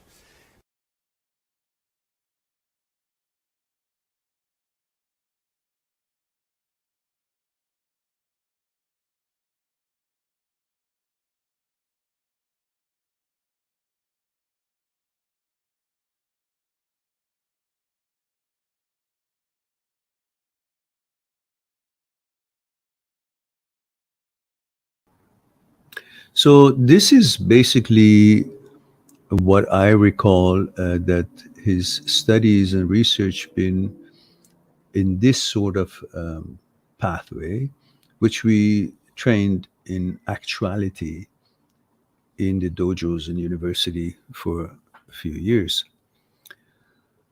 So the short and long is yes, in a way. And we have Bithu Barua, says male 33 India, says how to be less involved with our own thoughts and start focusing on the moment. Well, that's what exactly you just said it. This is how. Start paying more attention and be present with your efforts. In every moment you're doing something. If you're focused on what you're doing, that means you're one with the effort that you're making in a given moment, then your brain can do one thing at a time, will be focused on that what you're doing at that moment, the effort. And therefore, it would create a vacuum of any other thoughts because it's now spoken for and preoccupied to creating something at the moment. So which means you should be mindful for every moment present. One of our exercises and important basis for our martial art meditation and understanding mind-body coordination was in university, was the principle number one, which was keeping one point. And at one point was a hypothetical point about 10, 15, 20 centimeter lower than navel, which is the center of gravity of the physical being of ours. But that's where the mind was also, we were trained to have the mind focused there. Because most of you have seen a dot on the center point and here the middle point up in the Buddha's statue, indicating that this is where the mind focuses. But there's an exercise that we do, and I've done it here, I believe, that shows where actually the mind should be focusing would be where the body's center of gravity is fallen. Because the fact is that you can't have your mass center of gravity move from 20 centimeter below the navel, as like in judo and any other martial arts is described. You can't have that point, center of gravity, move to here. But you can have your mind focus here in the lower abdomen. The mind can focus at the tip of your teeth, tip of your fingertips, wherever it wants to go. It's got no boundaries. But your physical entity has boundaries in the way of having a center of gravity. It can't switch itself, but the mind can. And I have exercises to show the truthfulness, the actuality of this in an actual exercise. So you can see what's not visible that which is actually correct. So when you keep one point, that's the one point, that mind and body both are focused, which brings compatibility and coordination of the mind and body as one entity, where our entity and existence is made out of several, two of which is mind and the body. But when you have these two both focused on the same point, then you have manifested your total power, because you have a compatibility, a oneness, unity of mind and body in one point, both focused on the same point. That's when this bigger student could not lift me up. When I have my mind and body separate, it can lift me up. When I have my mind and body both focused on the same, then I become one with the whole nature. Who can lift the whole nature? Then I won't be lifted. And that is where I consider the one point, which we have learned that's called one point. So when you are focusing on the efforts at the moment that you're making, you're becoming mindful of what you're doing. Your brain is now giving priority to what it is that you should be focusing on, which means your mind and body is in the same place. Not that your body is here and mind is traveling all over the place. You think about the birds there, think about the yesterday or last year's trip or travel or tomorrow's or next week's date, or your exam is coming up. It's all over the place. But when you be able to have mindful exercises by focusing on your efforts at any given moment, that would be when your mind and body both are in the same place. And that brings about the total compatibility, total oneness with the nature, presence in the moment. And that presence increases the conflux of the energy between the energy of the universe, which is traveling from one end to the other end through you.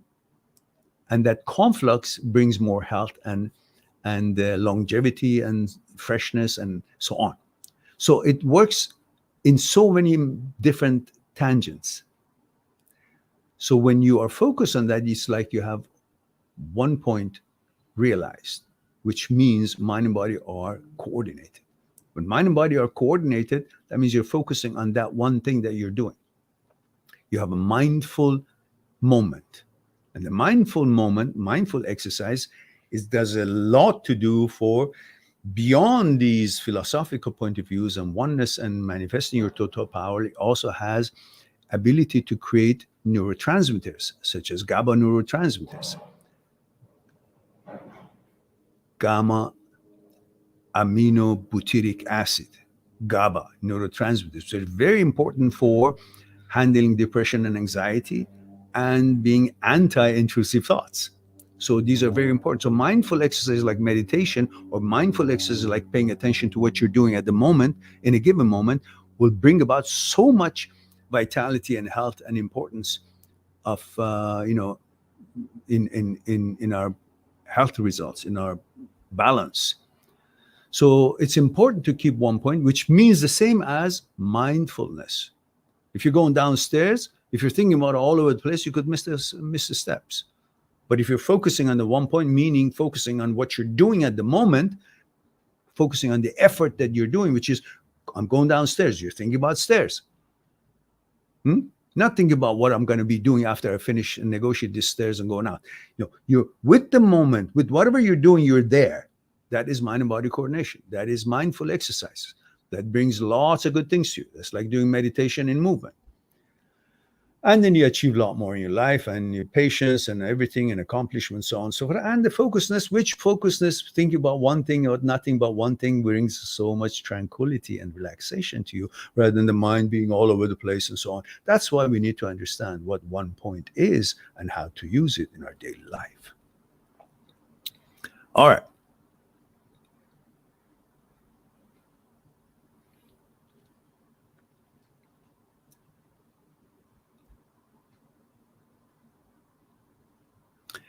Cute says, hi, Mehran, 24 female, London. So how do I react to someone I live with and have mutual friends with being cordial to my face, but talking behind my back on matters we resolved? So in other words, your partner had a little argument or some discrepancy with you, and you guys resolved it, but he goes and talks behind your back with the friends that are common to both of you. That's what you're meaning, right? So the best thing to do is just to face it with him and say, listen, what gives? What's your intention? If you don't think the matter is resolved, then let's resolve it.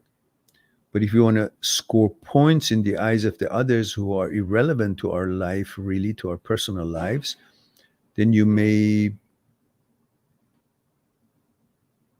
gather some sympathy from them or kudos and make yourself seem in a higher moral grounds or higher grounds than I am.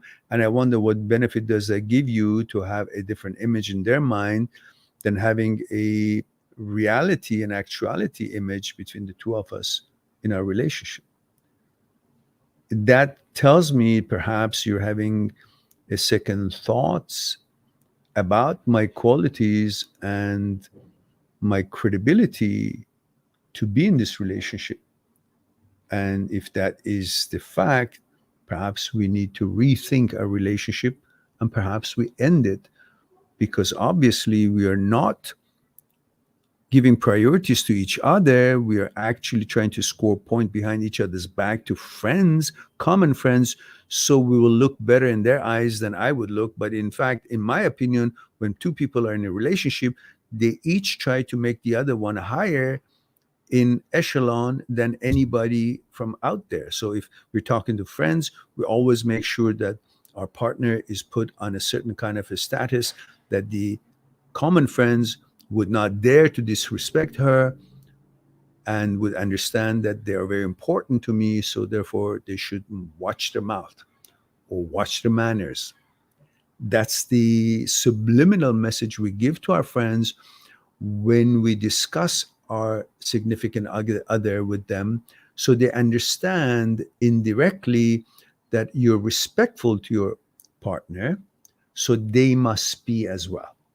But if you actually talk behind my back to score point in their image, that means you actually don't think we are equal or that I am higher in your mind as hierarchy is concerned than they are.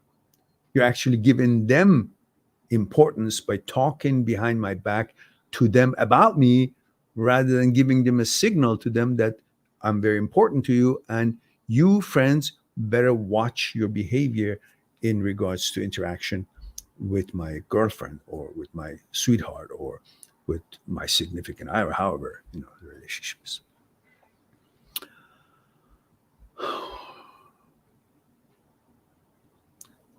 Kira Saiden Maki. Kira Saiden Maki. Okay. Okay, come on, guys. I've said that many times. I need age, gender, where you're tuning in from. Otherwise, I go to the next. So, sorry, Kira.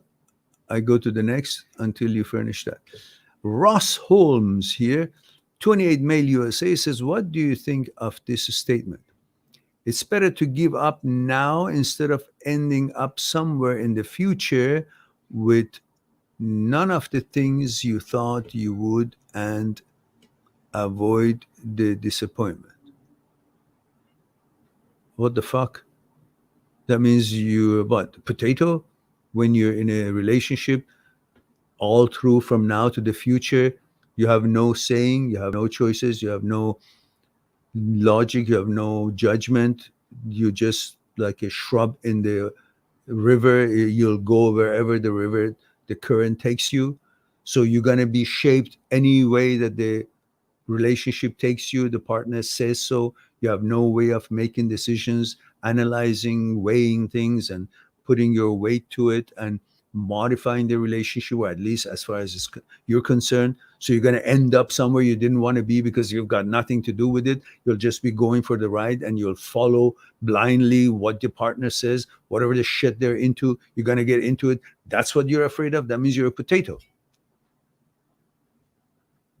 And you're waiting for something totally safe and guaranteed that you will be taken care of and you will be respected and everything will be fine and you will get somewhere without really trying, so you can just put it on an autopilot and do your things and we'll take care of everything. That's the kind of relationship you want. Wait for it. It'll never come. All relationships, none of them is really perfect. None of them is really assured, but you need to be alert and discuss and combine efforts and logically, consult with each other and creates a good policy, and certain things would be accepted, certain things would not be accepted. You'll have a common policy. And even if that doesn't work in some parts, you would make an individual response or individual decision. You will not participate and you will keep yourself in line with your values rather than being just taken away by the flow of other person's influences or whatever the relationship brings about. You got to be involved in that as a decision maker, not as a passenger. If you want to be a passenger, this is completely correct. If you want to be a driver, and at least at part of the time, if not most of it, on the driver's seat, then this is bullshit. All right. North says, hi, Meron, 35 female, New York City. Hello, North. And actually, that's East. I don't know why you call yourself North. From Vancouver to New York is East. Says, I'm 35 female and have no desire to date men. Anymore. Oh, I see. There's an anymore. Okay. Anymore. They always disappoint me, but I'm afraid I'm going to end up alone if I didn't try to. Listen, you're generalizing. There's so many assholes in the form of female that if I want to generalize and I say I should never and I can never, seek another woman because the experiences have been below expectations and juvenile or stupid or whatever. But that's not the case. There's not one person that represents all other people in the world. There's not one man that represents all men, because there's no one woman that represents all women. Why? Because what we are is not just the shape and the fact that I look this way, therefore I represent all men, or she looks that way, therefore it represents, she looks like a female, therefore represents all women. And that one has a male structure, therefore it represents all men. No, it doesn't. Because every one of us are content of our consciousness. So however we're conditioned and however we dynamically change throughout the time, our life, is going to make us worse or better. What if you find a very nice man that it meets all the qualifications you set out? That's acceptable, right? Doesn't disappoint you for 5 years, but then fucks up and becomes a jackass. What are you going to say then? Suddenly you're going to say all men are fucked up. But what about the 5 years that he was an angel? So you can see even the best of them can change, and an idiot can also learn and change at a certain age of, himself. But it doesn't mean you got to wait for the idiots to grow up. But what I'm saying is that this modification is a constant movement and dynamic behavior of us human beings, because our consciousness is dynamically changing. And the same way, all these changes have been taking place in all men or women. So you have been meeting, it's like saying, listen, honestly, it's not exactly, but it's a better odds than the one that I'm going to mention, but it's similar. It's like saying, I'll never buy lottery again because it never wins. In fact, it's true. It mostly doesn't win. All, is bogus and just poof, waste of investment. But the possibility of finding a good one is there.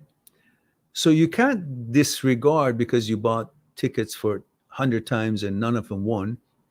You can say the chances for it to turn out to be fruitful is very little, which means I should be more cautious and spend my money on other things that could pay dividend. Yeah? Same thing here.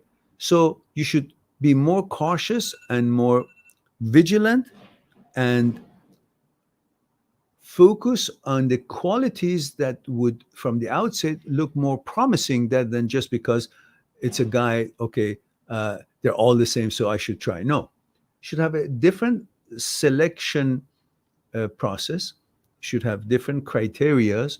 So at least at the beginning, you have accepted the candidate which most suitable for what you want to accomplish with, rather than just anybody walks in the door says, "Oh, okay," and then you disappoint you and they say, "Well, all men are assholes."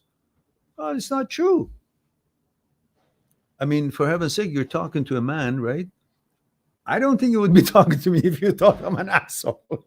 So I'm saying that there are all kind of women and all kind of men, and unfortunately, there are lots of assholes in both gender.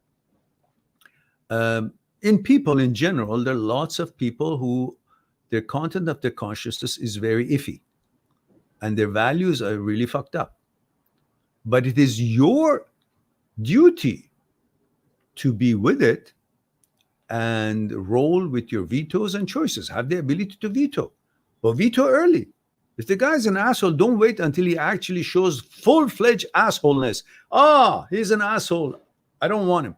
No, you just go on a date or two, you say, "Oh, he's got these problems, fuck it." But because you seem to be so eager to find, someone, you give it more time to something that you can see. It's like, I mean, I have no problem when you find the steel and you give it time to bend it and shape it and form it and heat it and all that so forth to turn it into what it is that you're looking for, a shiny armor. But if you have lead and you're trying to make shiny armor out of it, it's bullshit. It's a waste of time, because the moment you put heat in it, goes down. Same thing. You got to find the good enough alloy to begin with. And you got to recognize that alloy if it's going to work for you or not. Discard it. Next, instead of waiting until it's proven that your bad selection turns out to be an asshole, then you call everybody an asshole. No, make a better selection, have better criteria to choose your material ingredients, and then see if it becomes an asshole. Then have that kind of a new statistics on that, rather than choose bad and it goes bad, then you call everybody bad. I can walk in the street and find girls that for some way or another, they satisfy my visual expectations, my aesthetic interest. But I bet you every single one of them, at least 90% of them, would be a fuck up, would be a bad selection, because I only chose them based on their looks and their body and fitness.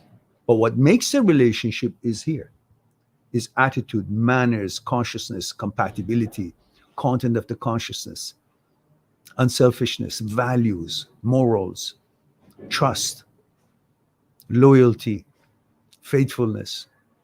All these that can be known throughout times, if I don't adhere to them, if I don't focus on the importance of them in my stage of selection, 100% I'll be fucking up, making mistake. Maybe aesthetically and physically would be pleasant for a while, but that's not where the relationships takes place. That's a bonus. But if there is no compatibility and expected standards met, that is all about what kind of a person, human being, that selection is, it won't work. So you got to expand your selection process, your expectations, and then you'll have a broader criterias to fill before you accept them to spend time with them or give them time of day. That's all I have to say about that.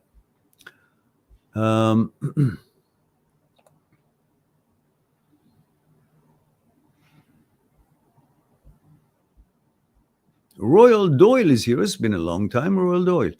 This is male 25 from Missouri, M.O. Did I get it right this time? Says, a girl I really liked says she just wants to be friends. I don't know why it's so hard to find nice girls who share my values. Because when you find a nice girl, you go beyond yourself, you go over your head, you become so enthused and aroused and frightened by the possibility of losing her, that you act weird and you become desperate. And uh, not all, but some girls don't have confidence in their choices and they don't really know what they want if they're not mature enough. So as soon as they see somebody's paying attention to them, they say, "Oh my goodness, why is he paying so much attention to me? I don't think I'm that much. So if he pays attention to me, that means he thinks I'm much, but I know I'm not much. So that means he's not much. If he pays attention to me that I think I'm not much, that means he's not much. And if he's not much, I don't want him." That's the kind of a process. So you got to find a more mature girl, a girl that can understand what she wants and is clear about her choices and her criteria. Then she would be wanting to know you rather than looking for superficial stuff. Superficial stuff is always part of it and it's fun. But you got to go deeper if you want to have a real relationship, which would lead into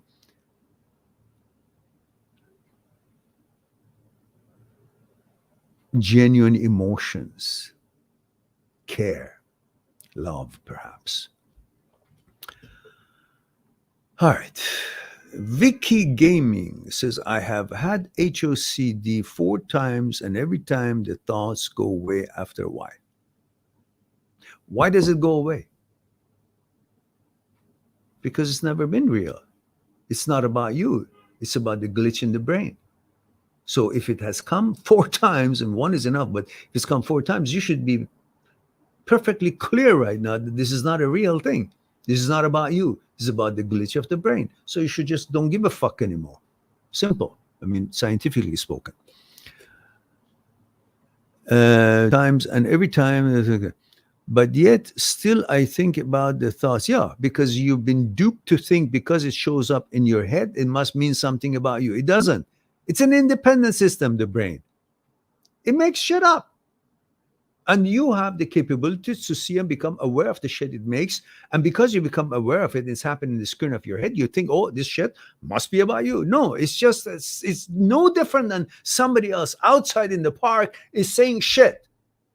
You do not attribute that to yourself because you can see physically it's separate from you. But the problem here is that you cannot fucking see it separately. I mean, physically separated, your brain. But that is in fact what it is, just happens to be in the same building. But it is separate from you. It works for you, but it is not you. That's why you keep thinking about it, because it happened to be in the same building. Get that out of your head and understand that the brain is not you, you're not the brain, and it's a separate system. And as I've proven it philosophically and in modern science, has also proven it by the expressions and experiments that the famous neurosurgeons and neuroscientists have put out, which I made a video on it, which I want you to watch it and then understand the separation between brain and you, and the other videos that in which I have proven it through using quantum physics experiments, using philosophical experiments and deliveries, and all the logical ways of thinking, and proven to you that the brain is separate. You're outside of the brain. That's why what brain says is irrelevant to you. Only when you use it to create something, learn something, accomplish something, or produce something, that is when you're using the brain, and that could pertain you because you've initiated it. You want to do something, calculation, figuring out something. That's when you use the apparatus of the brain. Otherwise, the brain itself is using itself, its apparatus for its own bullshit. And when you realize this understanding, as I've proven in some of the videos, there's a video called, it's a very interesting one. I think it's called Observer. Let me see if I can put those two here for you.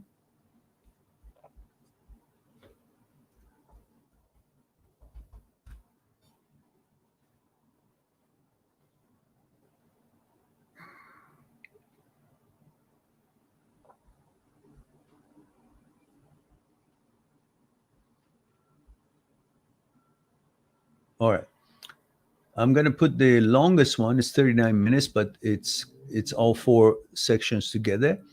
But if you search for this title, There'll be five videos, which you can choose shorter versions, but I recommend this for you to have it complete.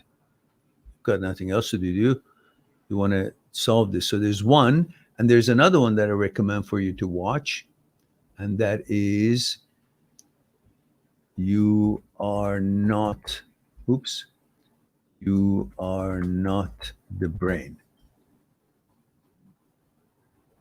And again, this video is made on the research of Dr. Egnar based on the experiments that Dr. Sperry, Dr. Penfield, Dr. Owen, and Dr. Libet, through their Nobel Prize echelon of experiences in the lab, that they have helped the modern science to actually recognize and realize and prove what Aristotle proved and talked about 1,000 years ago, that you're not the brain and brain is not you. And here is, where the hell is it? Oh, there it is. Okay.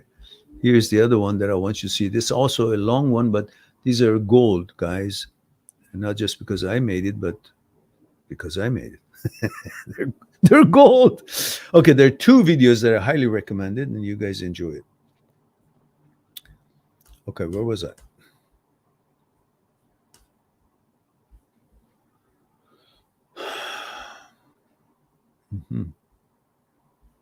All right. And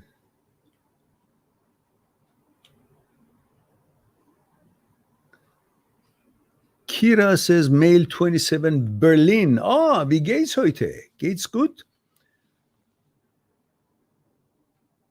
Mail 27 Berlin. How do I react to my girlfriend who said she needs some distance?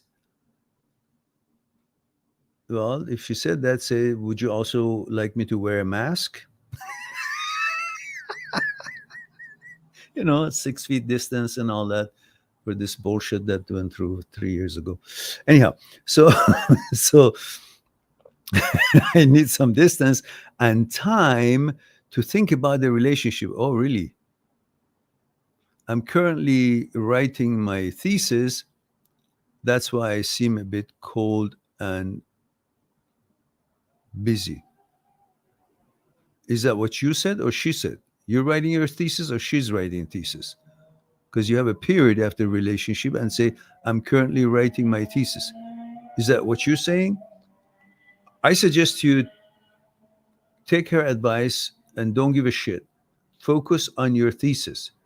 That's the one that is going to set your life for you as you have planned for it.